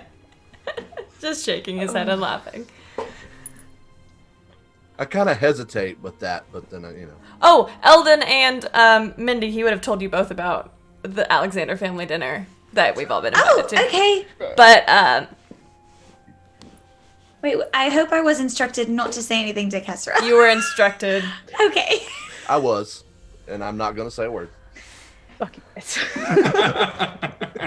Find something to do. Someplace to be. It's fine. Sorry, I'm already planning a double date. It's fine. Why? Leona? Do you still have Kesra's dress from when you were in Wolfcrest? And the pants too. Oh, Yes, I you think do. So, I do. Yes, I do. One moment, and I will start digging in my bag. No. What? Oh, do you want to go back to your room? No. Why? No. I mean, it would be inappropriate to change in the middle of the hallway. I First suppose. off, yes. Secondly, no. We don't need that right. Just no. Do we do it right now? No. Oh no, I was thinking about it more for the ball tomorrow. The bowl. Yes, I do have it. Guess can I Wonderful. do your hair again?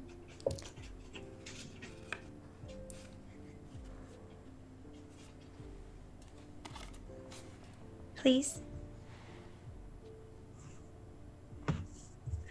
Your hair. How do you even know? No. Was there some announcement this morning that I missed because I was asleep?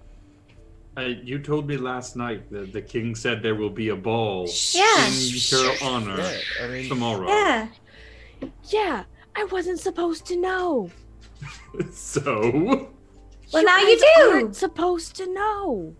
About the The ball? ball that was announced. Was it all announced? you knew about. Oh shit! I've been asleep for an extra, 6 hours. It's fine. Fuck. I thought it was still a secret. Schrodinger's So- ball and whatnot. So, can I do your hair? No. Please? No. Please? No. Please? Please. Kesra, please? No. No. Please. The amount of people saying please does not change the answer. I have Please? gold. What was that? I'll No. pay Really for it. that mercenary, Kesra? What? I'm sorry. I was busy denying really loudly. What? I said, are you really that mercenary, Kesra? Usually people pay to have their hair done, not the other way around.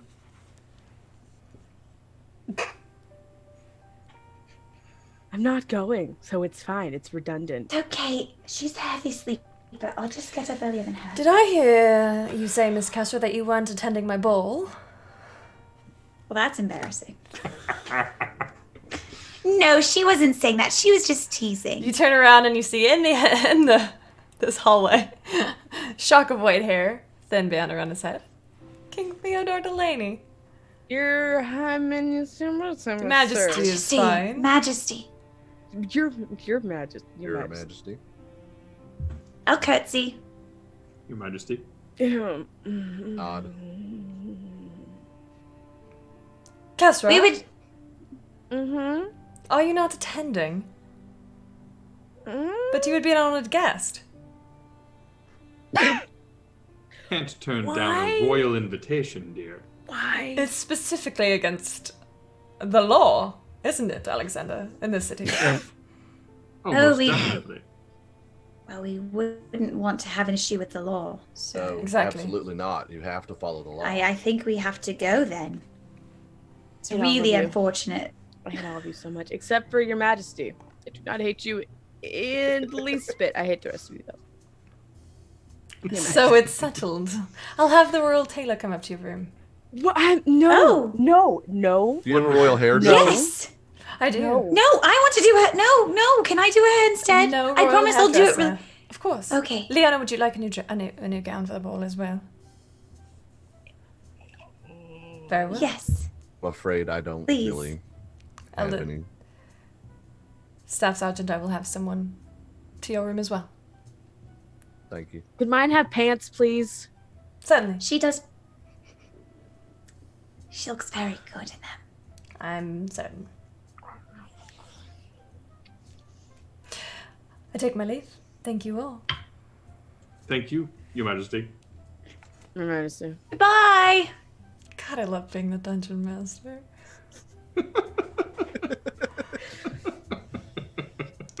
So it sounds like your options are you can get some strange person you've never met to do your hair for free, or you could let me do it and I'll pay you.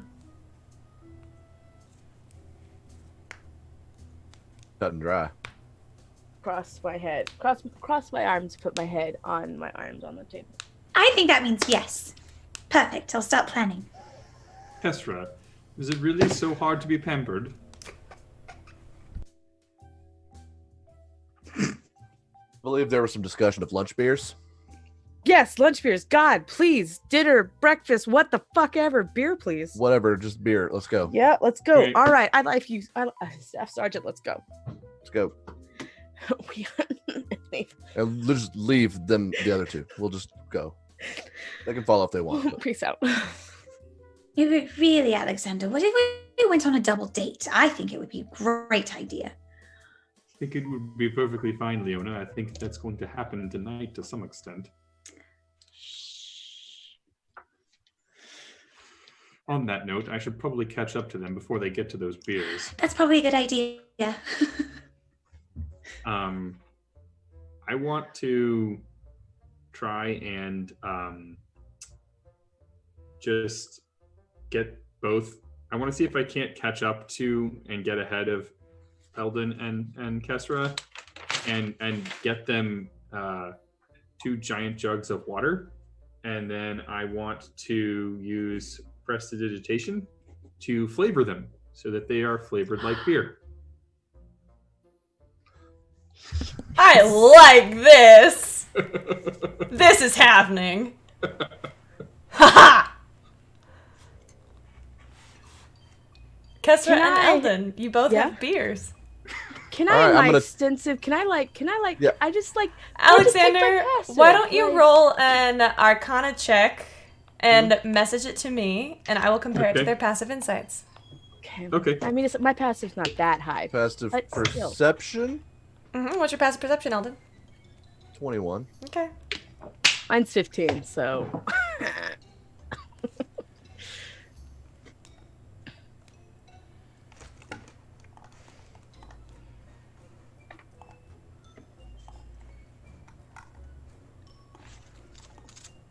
Morgan, you said it to everybody! I did? Oh, I'm sorry. It tastes like beer, y'all. Tastes Too like many things shit. open.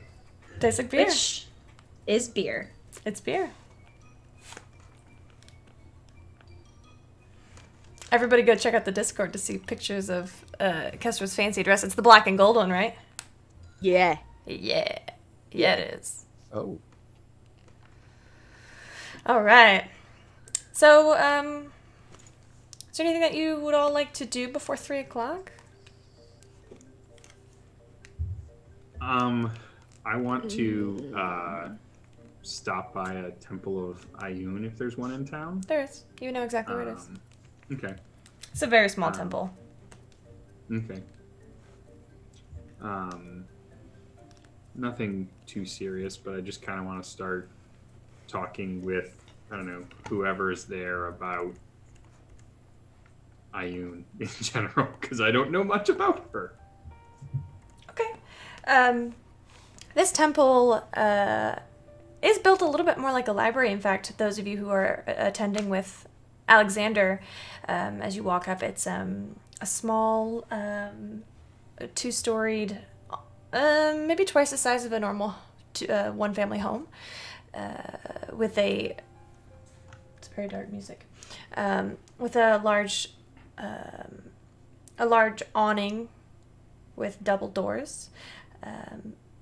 On the side of the building, whereas you have all seen much larger temples of Ayun where there's a statue of the knowing mistress where her robes flow into books and scrolls and she's very fine. There's just a simple painting, a simple rendering of the knowing mistress painted into the side of this. As you enter, it's almost like a cross between a bookstore and a bookshop in here. It smells like old pages and old parchment, quills. You see there are 4 monks, or four clergy. They take forms between traditional clergymen and some look like more like monks that are milling about, and one of them is an older gentleman, a human male in his 70s or 80s with a little wisp of beard right here and hair that kind of has been gone for a long time, but there is still hope, you know. Yes. Hi. Hello. Welcome to the Temple of Ayun. Hello, my good man. I was wondering. I've been thinking a lot lately, and I was hoping I could learn some more about the knowing mistress. You've come to the right place. Come, have a seat. We have a slideshow for you. No, I'm just kidding.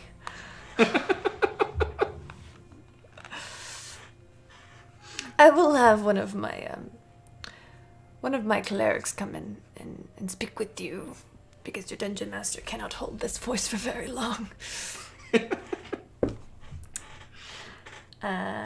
He gives you a kind smile and hobbles along his way. A young half-elf with blue eyes and a shock of red hair. He goes, hi, I'm Alexander. How can I help you?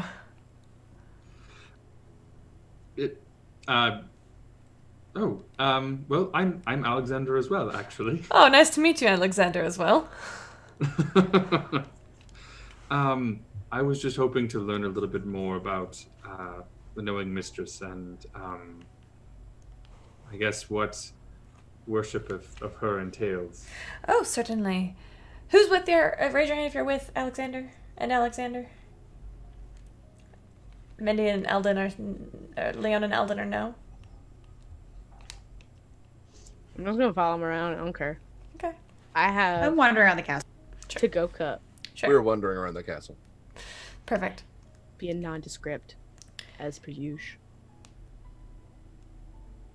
Well, the knowing mistress is all about sharing information. She's all about knowledge and how to... One second. She is, first of all, the goddess of knowledge, of skill, and a lot of people don't know this, but also of prophecy. Sages and oracles and seers, even tacticians, all revere her. As do all who live by their knowledge and mental power. You might know Coralon as the patron of arcane magic, but Ayun is the patron of its study. Her commands are also teachings. She has 3. The first is, of course, seek the perfection... Hold on, let me make sure I have this right. He clearly has had to memorize these. Seek the perfection of your mind by bringing reason, perception, and emotion into balance with one another. Number 2. Accumulate, preserve, and distribute knowledge in all forms. Pursue education, build libraries, and seek out lost and ancient lore. Number 3. Be watchful at all times for the followers of Vecna who seek to control and keep secrets. Oppose their schemes, unmask their secrets, and blind them with the light of truth and reason. Nailed it. was very impressive. It's not, but thank you. I've never been very good at memorizing things. I wasn't very good either. She's actually quite a popular deity among metallic dragons. I bet you didn't know that. I didn't. That's Hmm. very good to know. Are there any I mean, obviously she seems to be very opposed to the Whispered One. But are there any other kind of tenets that she doesn't like? Things she doesn't like? Keeping secrets. She's she's technically a true neutral deity.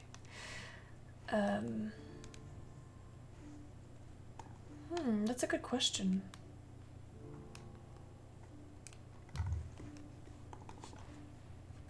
What do you mean, specifically? Well, I mean, you know, Pelor and the Raven Queen have certain types of things they don't like to see in the world, and Oh, like undead and the like. yes, I mean, if there's other things, things along those lines, that it might turn a believer away from her gates in the afterlife if they were to pursue.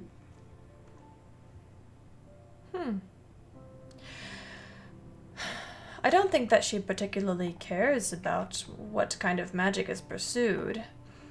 I think that it's primarily Vecna's domain of secrets that she detests. His way of claiming knowledge only for himself, of erasing things from history and therefore erasing them from existence. I'm gonna lean over to Alexander. Blonde, are you thinking of converting?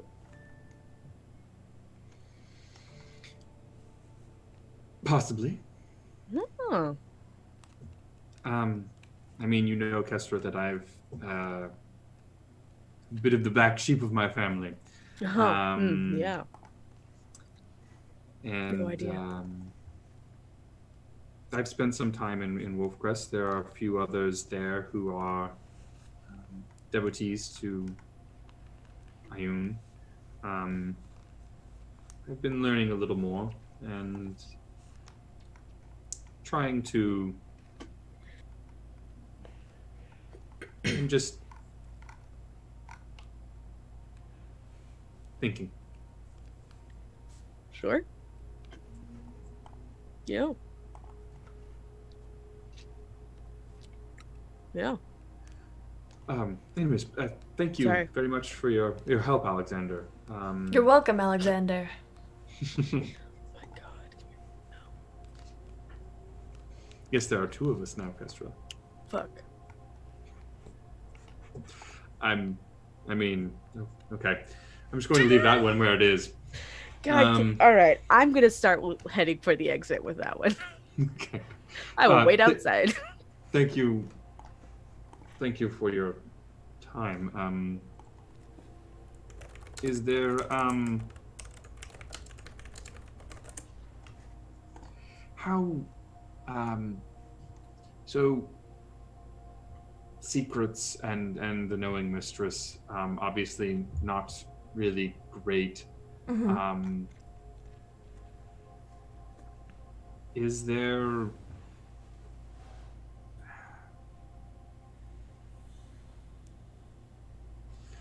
thank you for your time. You're welcome.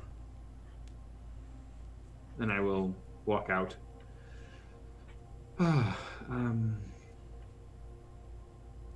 Well, there is some very pretty architecture and some very nice gardens over this way. Actually, I think it's kind of checking the time. We'll start heading that way. anybody else wants to do something else. Sure. Mindy, Leona and Eldon, is there anything that you would like to accomplish while you're walking around, or are you just talking and hanging out?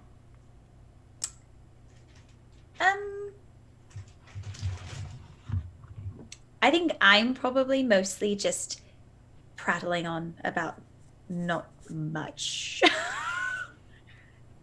Eldon's just listening because he does not want to be alone right now. Fair. Alexander and Kesra. Alexander takes you around, describing some of the history of the architecture, about some of the things that were destroyed during the incursion 15 years ago. They're being rebuilt, etc. Some things that survived, some things that most people were shocked to see survived. There are many beautiful estates that you begin to pass as you walk towards back towards the castle, sort of to around the nicer places. Asmar doesn't have distinct districts, just some nicer areas, some more areas that are geared towards marketplaces. What you seem to be entering is a bit of suburbia, although the estates are pretty spread out. As you find yourself walking down the street, at the very end of the street is a large estate. The architecture, first of all, the landscaping is beautiful. It's very minimalist. There's very clear walking paths. It's very whimsical. You notice the layout of the arrangements of all of the different flora here. It doesn't look perfectly manicured, but it looks like somebody loves to be out here. You assume there's some sort of groundskeeper or eclectic gardener. But you see some things that are practical. You see some just beautiful flowers, all in some sort of a pleasing arrangement. But like I said, it's not very clean cut. It's not like some of the areas that you see, or some of the estates that you see, are just perfect, absolutely stunning. But this is not like that. It's very hard for me to not throw a rock in those. Right. Yeah. The estate that lies on this piece of land is large, not in a grandiose way, but in a let's just say it's the most modern of the estates that you've seen so far. The lines are very clean cut. There's so many windows. It's astonishing. You think back to those who live in glass houses that shouldn't throw stones expression. But as you kind of curiously try to peek around inside, you realize you actually can't see very many rooms. You just get glimpses of well-placed art or some minimalistic, small, almost you want to say altars, maybe. There are some candles burning. It's nearing mid-afternoon, and as you reach the end of the road, Alexander, I'm assuming you don't stop walking. Correct. I say, oh, there's a beautiful garden in here. I actually, I'm well acquainted with the owners. I think I'm sure they'll let us in and to see it. It's quite impressive. All right. I think you might appreciate it. Sure. I'm, ooh and on, and oh at all the right moments as he's giving his tour. I only zone out 2 or 3 times, which is an improvement, frankly. Sure, yeah. And then as we're getting close to the gate or whatnot, I'm just gonna take a quick stop, kind of look at her, just kind of give the kind of appraising eye a little bit, and then do prestidigitation and just clean off any road dirt, etc., that we may have accrued from walking around Asmarin. Sure. We're going to sure. What? Okay. You'll thank me. Don't worry. Will I? Sure. Flowers have great appreciation for cleanliness. As you approach as you enter this garden and follow its kind of winding paths, you see that the way that the afternoon sun hits, coming through the west windows, you're currently north, south, east, west. You are north. You're coming in from the north. So you see, shut up. So you see the light filtering through these beautiful. These windows aren't quite clear. They've got almost like an orange tint to them, and so they shine this beautiful burnt umber, dark orange light on the grounds. And you see that the front, as you approach the front, you see a massive front door that the top arch has, it's almost like it has been embossed with gold and orange paint almost, and it has points of stars coming out from the side. It's quite beautiful. And as you approach, the door opens and you see Lady Catherine. Welcome! I'm so glad you made it in time. Wouldn't miss it, Mother. Come in, you two. Oh, Catherine, is that Alexander and Kestrel? Father, she does prefer Kestra. Thank you. Kestra, you hear from calling from inside. Inside, you see Eldon, Leona, Oreo. You also catch sight of Mira, Apollo, who you recognize. And there are two more figures here. In addition, you see a young woman with striking blonde hair that is cut short to her chin. You recognize the cut of someone who, like, doesn't give a shit about their hair. And they're just like, whatever, get it on my face. And she's wearing very plain clothes, kind of has this absent, almost disgusted look on her face, as she's sitting there munching on a piece of bread in the corner leaned. She gives like a nod to Alexander as he walks in, and you wouldn't recognize, there's also one more male.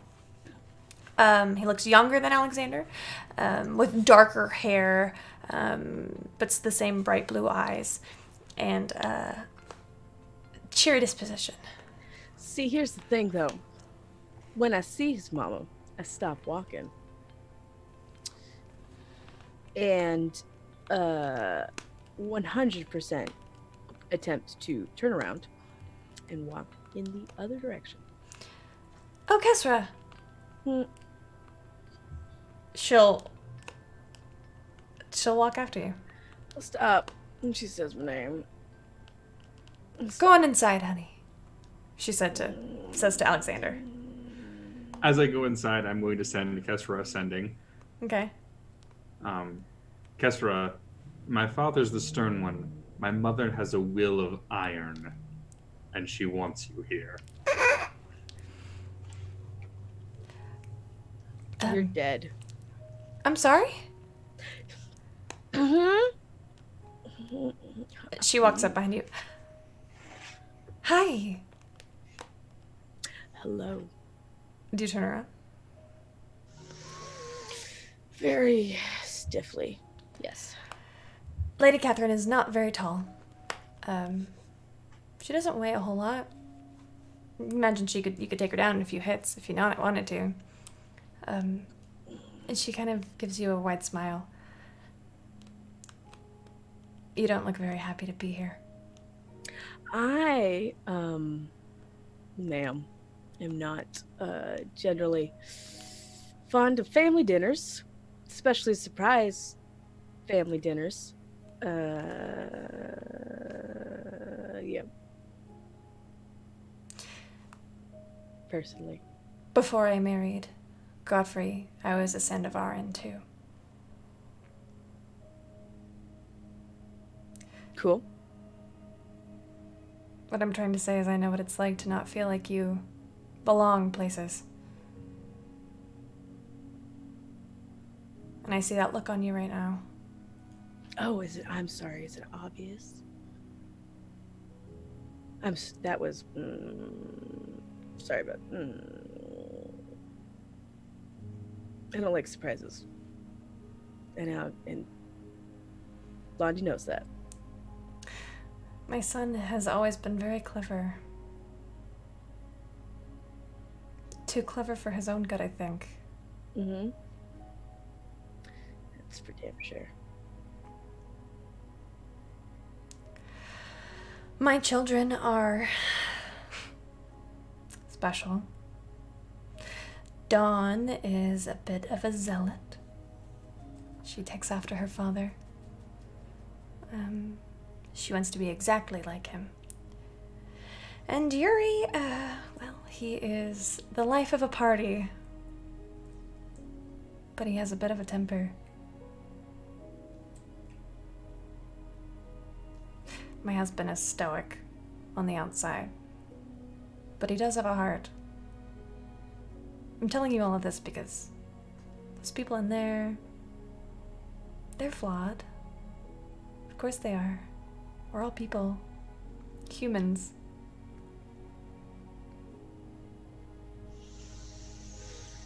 You're not gonna let me walk out of the gate, are you?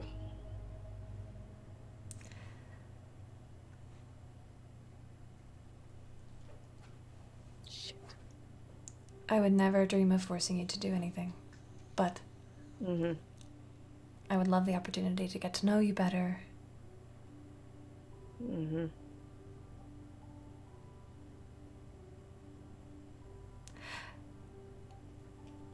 And I'm a pretty good cook. I had to learn to cook for myself from a young age. See, I never knew my parents. They dropped me off at an orphanage when I was less than a year old. And, well, I was actually at one point I became one of the oldest orphans, and I was taking care of the rest of them. And don't get me wrong, I loved it, and I still do. But it was hard, and it's hard not to be resentful and angry. I was very angry for a long time. I still am sometimes. Some people are handed everything. I mean, there's a prince in my house right now. Yeah, don't worry about him. He's fine. I know. He's a good man, but Mm. he's got more money than sense. That's why he pays for everything. Whether he knows it or not. Even my children have been afforded luxuries that most people in the world don't know. And do you want to know a secret? I'm gonna tell you anyway. Great. Sometimes I resent them a little bit for it too.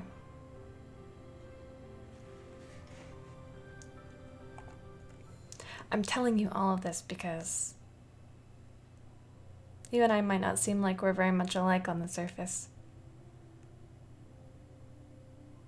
But I could tell by that look on your face. Mm-hmm. That one right there. Mm-hmm.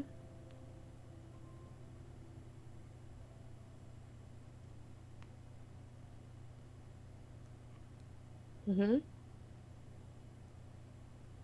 Well, I feel like I know you a little bit.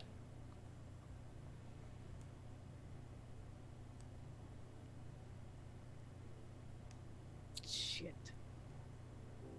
You realize I'm gonna kill him, right? Like, actually physically commit murder. You know, Alexander's a grown man, and the choices that he makes are his own. Mm-hmm. And if he suffers the consequences of those choices, then that's his problem. Great.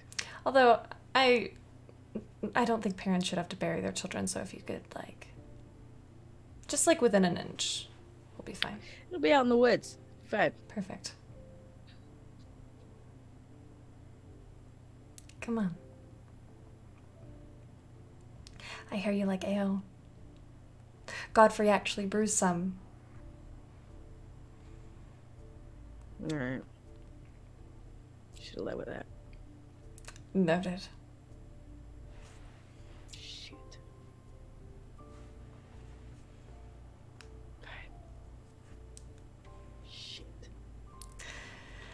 She leads you through the door, and you see that she gives a slight pause as she walks through the door, touches something at her chest, and then continues to walk through.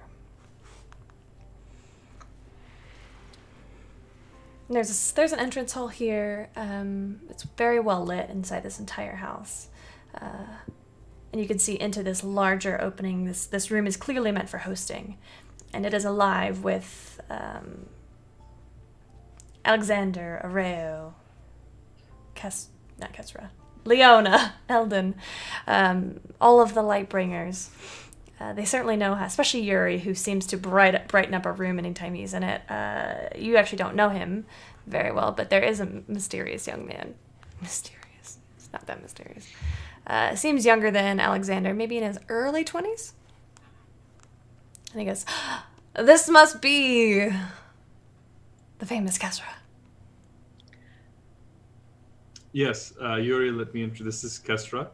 Kestra, this is my younger brother, Yuri. Charmed. I'm sure. Well, come on in and have a seat. Fucking Chuck Blondie. We're gonna have a. Who are we now?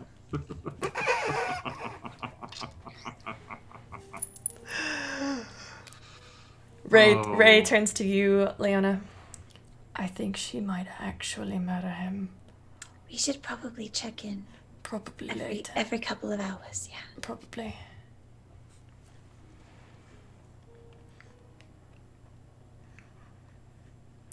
There are seats laid out. Oh gosh, I had a seating plan, but I guess you guys can sit wherever you want. Just let me know. Kestra will absolutely sit wherever she is like guided Directed? to sit. Yeah. All right. So Catherine and Godfrey are obviously at each end. Apollo sits right next to Catherine. It goes Apollo, Yuri, Areo, Leona. I'm sorry. Apollo, Yuri, Eldon. Areo, Leona. Dawn. And then on the other side, it's gonna be Mira next to Catherine. Mira across from Yuri is... Who am I forgetting? Myself and Kesra. Yeah. Alexander. No, it's fine. I don't have to be here. My God. Kesra, you're across from Ray. Fuck.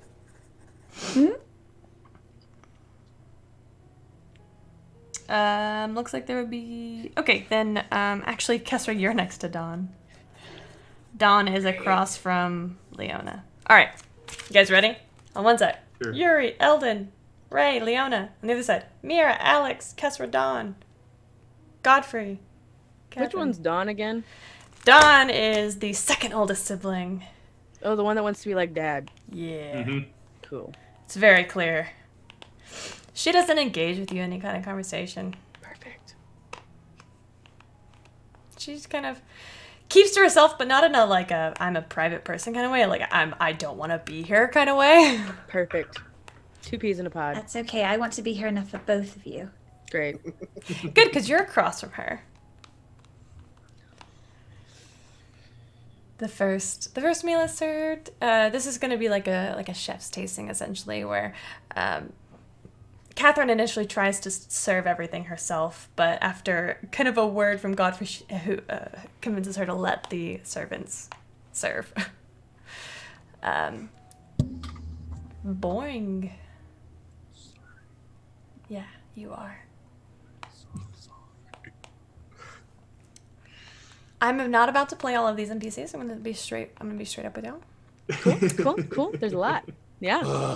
What did he Okay. Eldon just drops dead. Jeez, that's crazy. That's weird. Weird.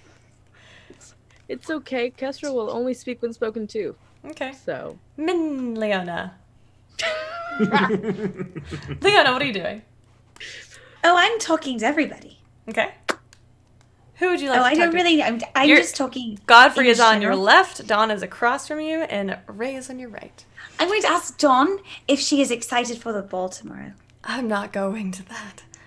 Why not? I don't do balls. Something funny? You remind me of someone I know.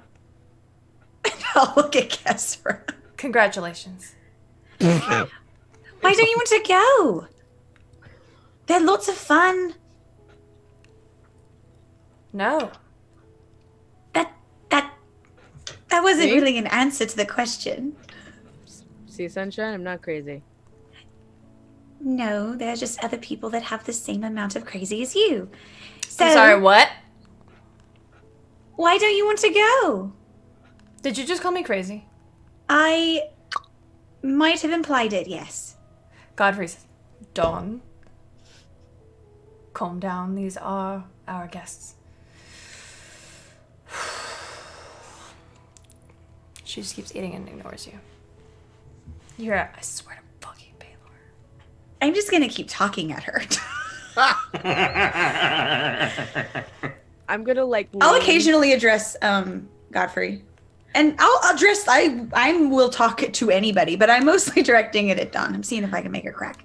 I'm gonna like lean over just real quick and just be like, she'll just keep going.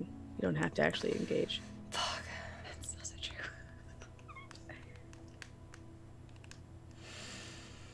I just wanted to know why you didn't want to go.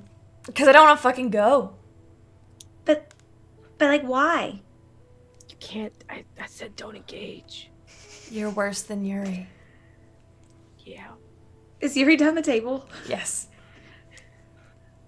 Is that Yuri?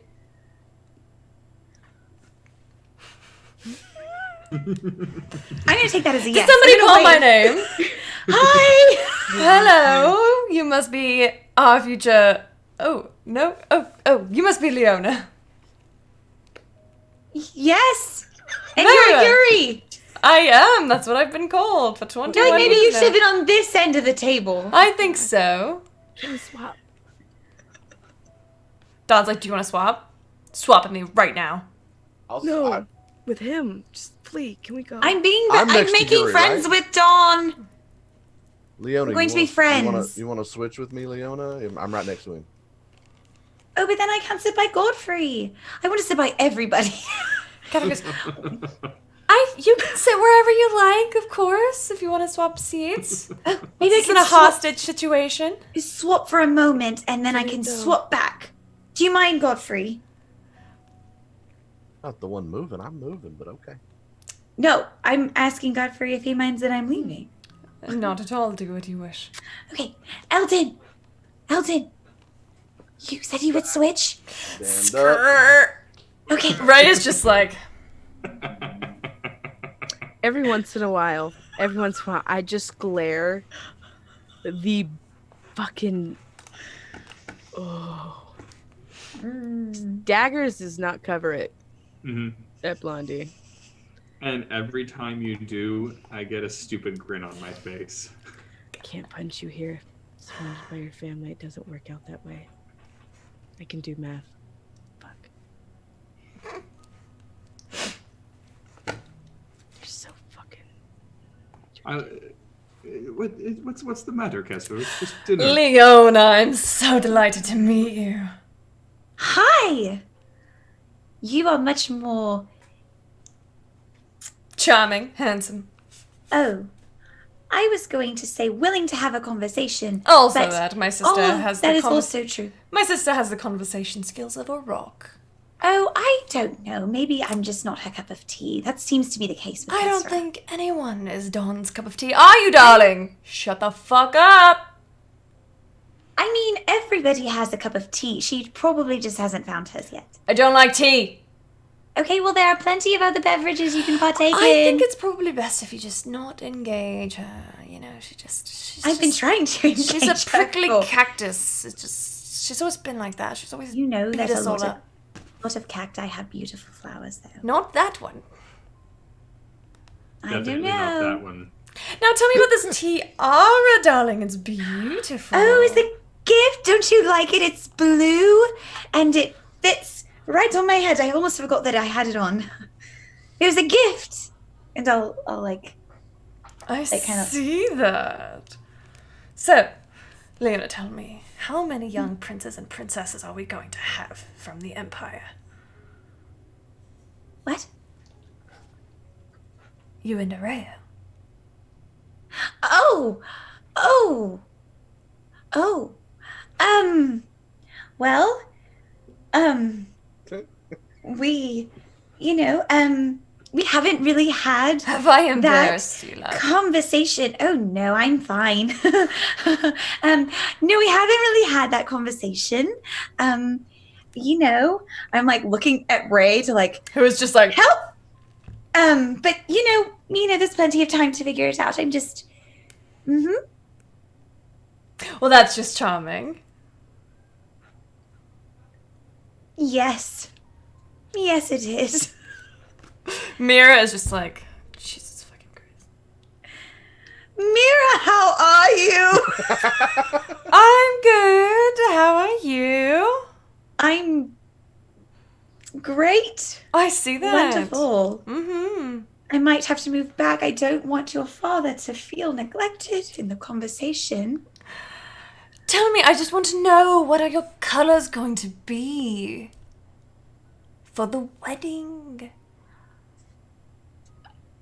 Oh, well, I don't know. So you are engaged, it's true! I mean, wait. I mean, technically, yes, I did propose, but, oh yeah, I guess we're engaged. Everybody's like,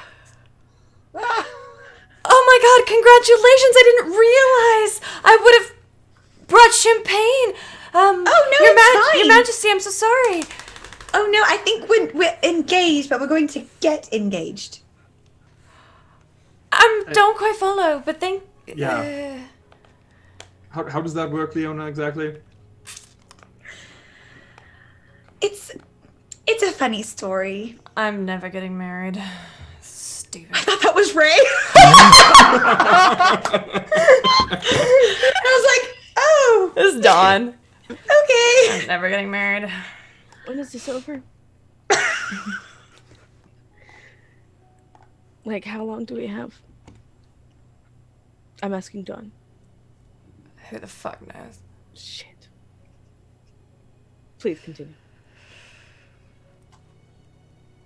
Ray looks at you, Leona. I don't know, it was kind of sudden. And unexpected. So I thought he had proposed, but he hadn't, so I proposed. Catherine just lets out a peal of laughter. That is almost infectious. She says, I like that. I like that a lot. Well done, Leona. Well done. Thank you. I think this deserves some special wine. I think it does. Let me just go over.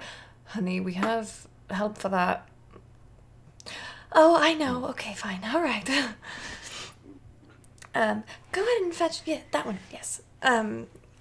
3 servants come out with these massive, ornate bottles of what you would all recognize as of dwarven crafted mead.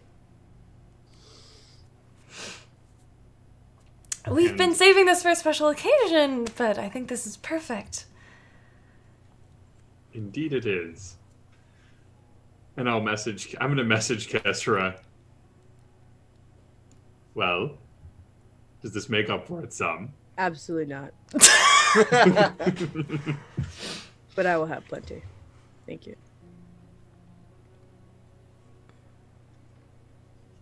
Me, please. Oh yes, everybody gets some. Yes. Now, Eldon, you said where in the country are you from? Where are your people from? This is Godfrey speaking. Down south. South, like Grassgrave or? Thereabouts. Oh, it's a hard area to live in. Very wild and tamed. Yeah, it was a lot of fun.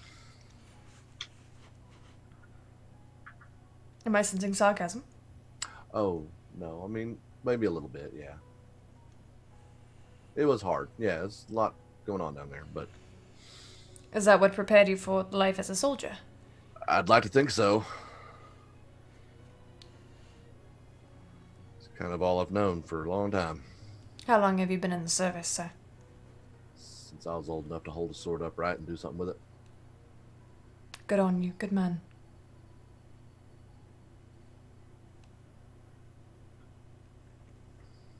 So how long would that be? Oh, good 20 years or so. Quite Very impressive, Alvin. Yeah, I've stayed alive this long. I must be doing something right. What kind of missions do they have you doing? Before the war, of course. It's been a lot of time in the White Cliffs. Lots of giants, Giants, orcs. orcs. Yes. Yep. Just keeping them up there, not down here. Good on you. Yes. We have our own sorts of hells here. We've got incursions of undead So I've heard. frequently. It's disgusting. People have no sanctity for the value of life. Makes I me mean, I wouldn't call it life, Father. Wouldn't call what life? Undeath? No, it is not life. Well, yes, but I mean, they weren't alive, they were dead.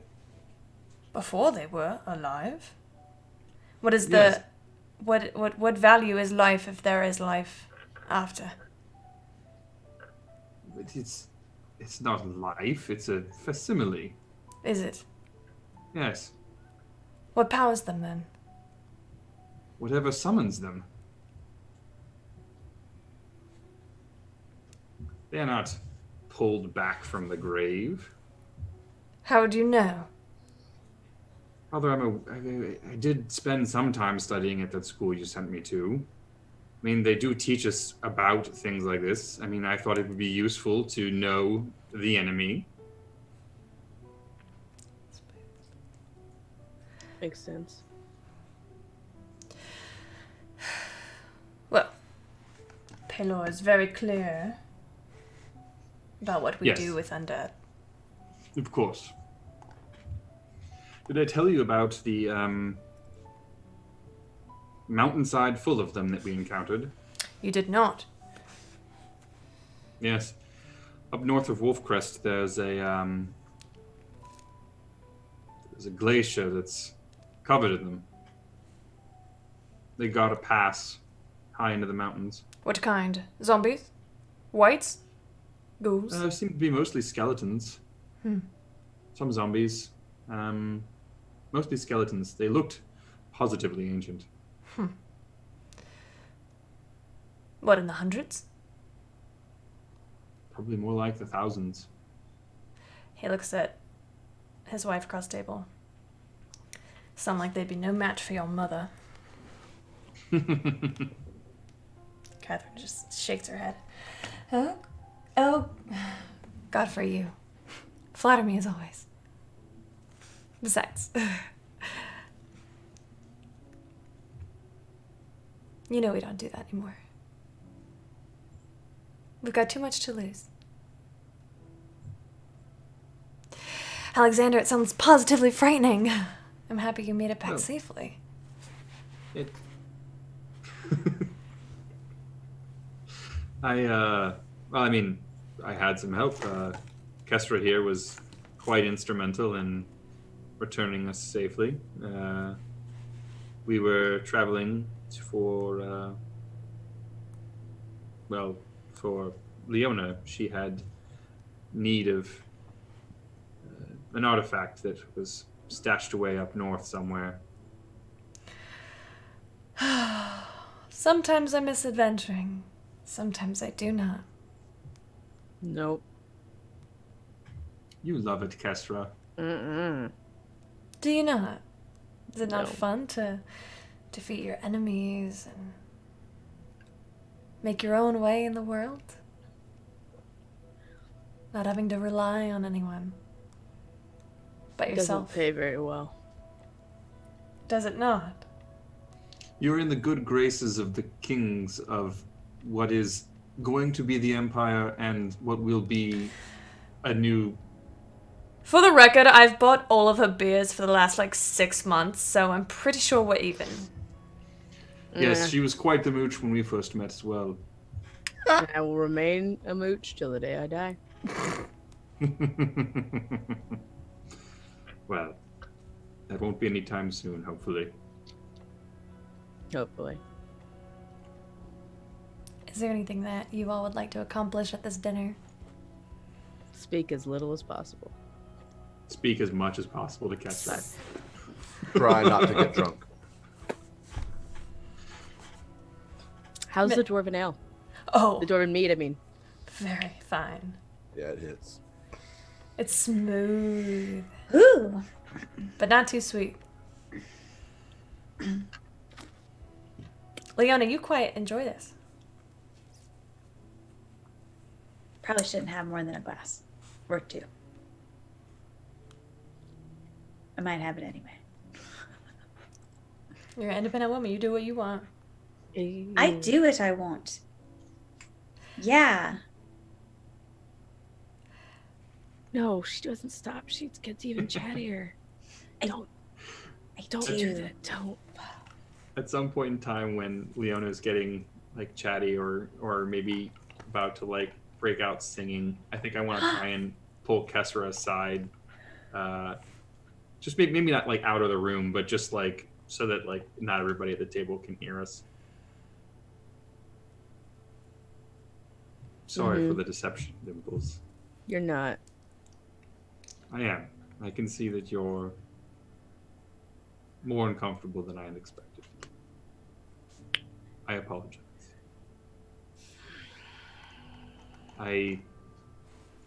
You and Leona have accepted me from very early on.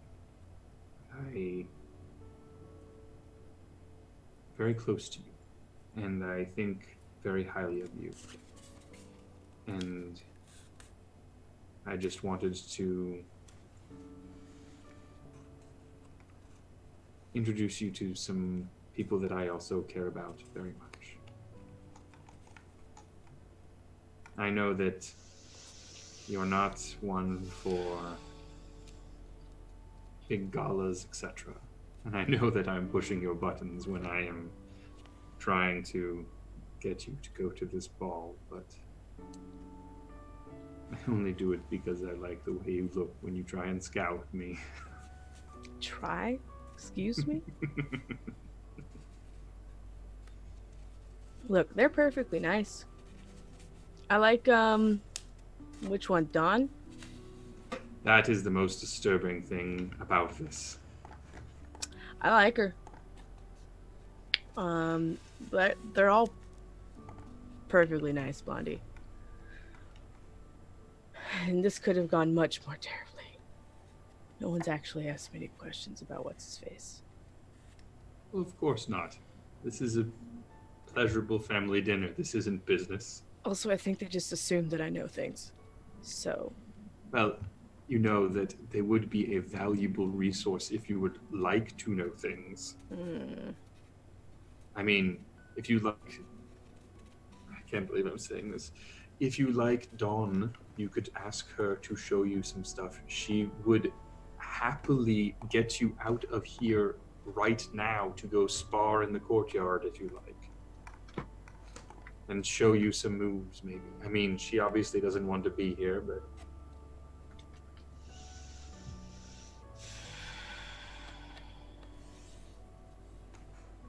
Maybe one more cup. And then we'll see. Right.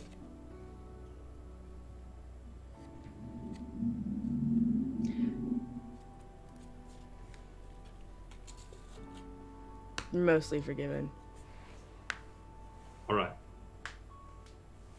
Still Well. not dancing at the ball. You lost That's any headway fine. with that, mister.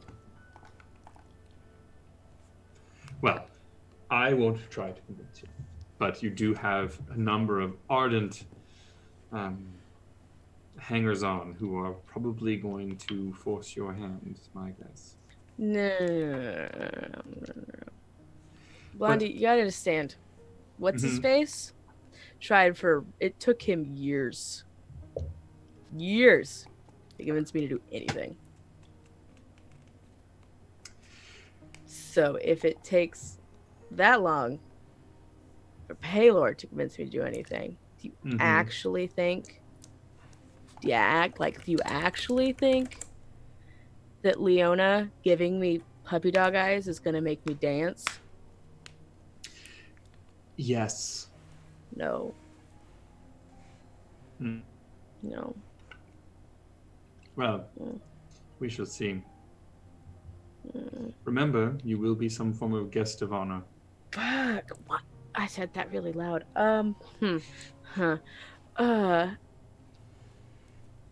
Why? Kesra, I realize you rail against it, but you're not an insignificant nobody anymore. But I really want to be Blondie. I Well don't then. like dinner parties. Like, they're nice. I don't like dinner parties. I don't like being guests of, like, no. What? I do have a question. What don't you like about dinner parties? I mean, you obviously like the dinner and Yeah. the wine. Yeah. The idle chit chat. The questions. And? I mean... No. No. No, Blondie, no. All right. Is there nothing that you find interesting, that you enjoy talking about? No. Nothing. I've seen you show Leona how to whittle. There's nothing you find interesting. Not a single thing. Not that I want to talk about. No. All right, fair. Probably not good table conversation, but What usually, you seem to have missed the part where I usually nod and make affirming noises while other people talk at me. and how has that It's worked usually out? how my conversations go. And how has that worked out with Leona? Perfectly. Really? Because she seems to keep on talking to you. Exactly. I don't What? respond. She just goes. And it's nice little white noise. And I like it's yeah. Guess right. She still thinks I'm from Place, Blondie. Guess right. If you want someone to go away at a dinner party, the easiest thing to do is you start talking at them. Just start talking about anything. The most boring and inane thing in your mercenary career that you've ever had. Just talk about the time you had to clean the latrines, and I guarantee you'll get left alone very quickly. That involves conversation. Well, I tried. Yeah, get an A for effort. I'm very fond of you, Kesra.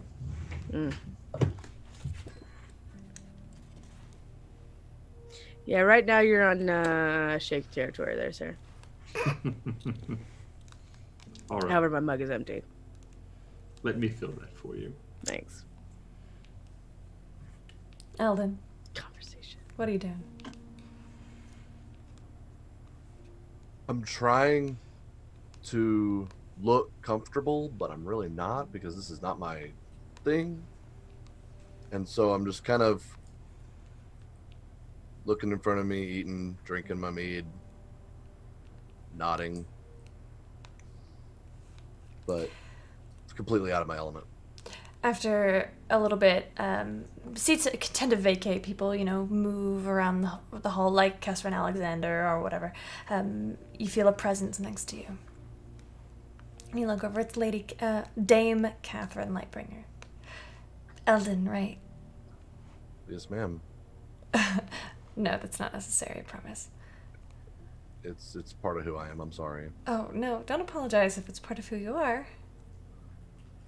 It's hard to turn soldier off.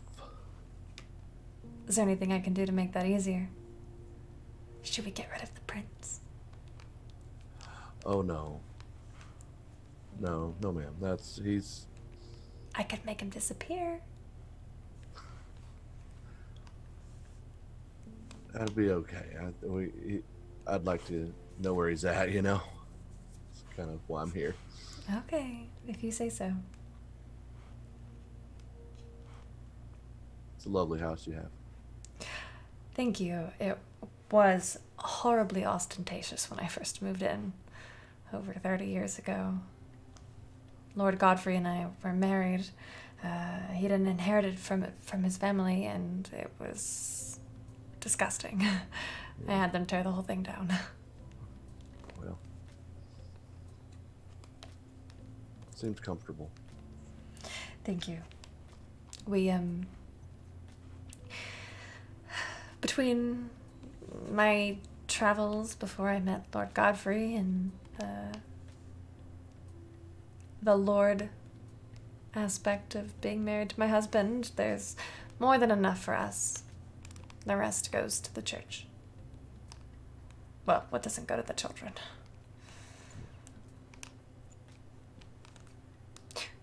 Do you ever think of having children of your own one day, Eldon?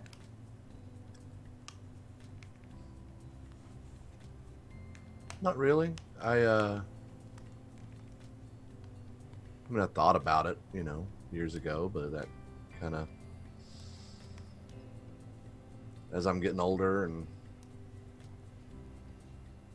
feels like maybe it's not in the cards. Is it because it's not a priority, or because... Is definitely not a priority in my life right now. That's fair. I didn't actually want children. And then I did later, I promise. I did want them later.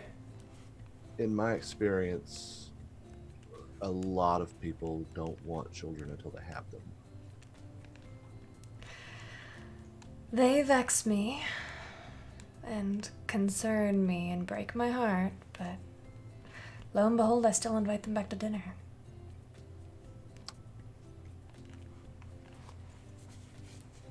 Do not know what that's like. I'm sorry. Well, it's okay.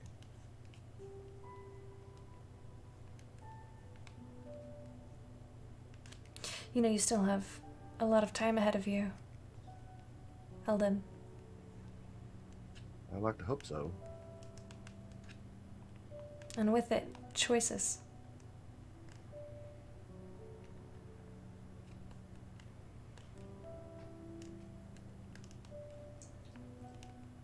That is not something I've had an abundance of in my life. As a soldier, I imagine not. Kind of found comfort in knowing where I was going and who I was going to be with and who I was fighting and what my next step was. When to eat, when to sleep. There's a comfort in it. It sounds restrictive, but No, I understand, I think. this has been quite a change for me coming out here. I hope you've found Asmarin hospitable, Oh, yes, ma'am. and our home as well. Absolutely. We might be technically on opposite sides of the war, but His Majesty is a friend of ours. We're all people Yes. doing what we can. Yeah.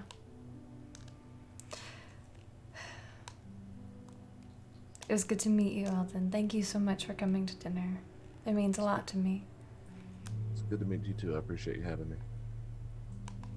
Would you like some more mead? Yes. Very good. Yes, I would. Very good. I actually, this is from a long time ago, before the children were born, before I was married. These, I have, 10 of these in the basement. I used to have more, but through the years we've gone through them.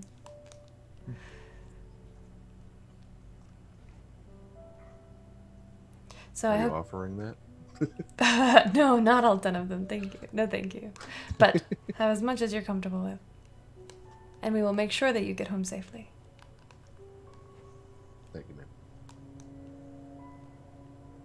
You're welcome. You'll excuse me. Are there any more requests for the end of the session? I may lean over to Dawn at some point. Just lean over as the night's winding down. What do you want? I heard from Alexander that that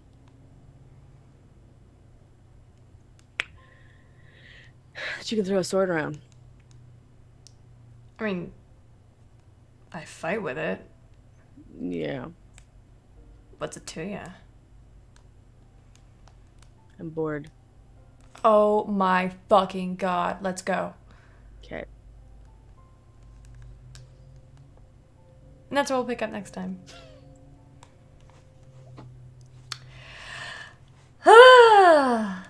Well, that was a lovely end of the session. Let's go ahead and hold on. First of all, thank our Patreons, our Warm Fuzzies, Bell Travis, Woo! Well, and Travis! Catlin. We love you, Catlin. Yes. If you want to be a Warm Fuzzy patron and have your name on stream, every stream, not you. Hey, Then- Stream Dog. Stream dog. Face Stream cream dog. Here. Come here. Max says hello. Hi, Max. And our amazing sponsor, Campaign Coins. We love you so much. I need you to get in touch with them for our giveaway because I have dropped the ball on that. Woo! Let's go ahead and do a sign off. And as you sign off, just really briefly, what was your favorite moment tonight? Mindy, will you start us off? Yep. Hi, I'm Mindy. You can find me on Twitter at MKAY1713. I played Leona or something. Oh, there are a lot of good moments. But I really, the tender moment between Alexander and Kesra got me in my feels. So that was probably one of my faves. Definitely. Kate? Hi, I'm Kate. You can find me everywhere on the internet, including Twitter, at Very Pale Ale, because I'm very, very white and very bitter. Yes! Bitch. I play Kestra. My jaw hurts from clenching it so much. My face hurts from smiling so much. my favorite moment was when Leona met her match in Yuri Lightbringer, asking questions about babies. And then he asked about wedding colors, and she got right back on track. But for a moment, she had met her match. Thank you, Kate. You're welcome. Eldon? Hi, I'm Than Rand, and you can find me everywhere on the internet as Than Rand. And my favorite moment of the night was dawn. Dawn. That was my favorite thing. That's fair. That was so graceful. You sweet boy. Alexander! Hey everybody, I'm Morgan, and you can find, and I played Alexander tonight, and you can find me on Instagram at revenant_ceramics.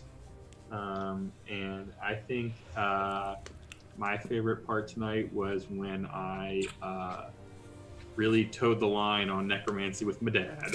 Oh, that was good too. Oh yeah, definitely. I was prepared. I had a line prepared to bail you the fuck out. She was gonna pull the Paylor card. It's gonna be awkward, but she was gonna do it. Ing. Yeah. And I'm Camille, and this is the distinguished gentleman, Maximus Prime. He's old. He's old man. He's a very old man. Old He is spirit. distinguished. He barks at the people that come in the yard. Yeah.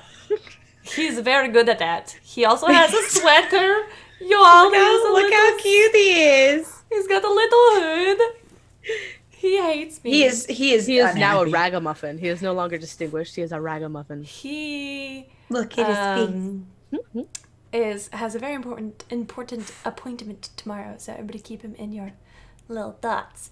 I'm Camille. You can find me on the internet at Camille Does D&D, because I do D&D and things. Oh, really? You can find us on the our channel on the internet at open for the number 4. F-O-R-E. Shut the F-O-R-E. fuck up. I might as well embrace it. Like, come on. Spelling's hard. Spelling is hard. It's not like a spelling bee or anything. It's fine. And please follow us on the Twitter. And if you're not in our Discord, which I think everybody's in our Discord because we are awesome, please come in our Discord. We love you. What am I forgetting? That's it. That's it. Okay. Yeah. All right. We're going to roll the credits. We love you. Okay, bye.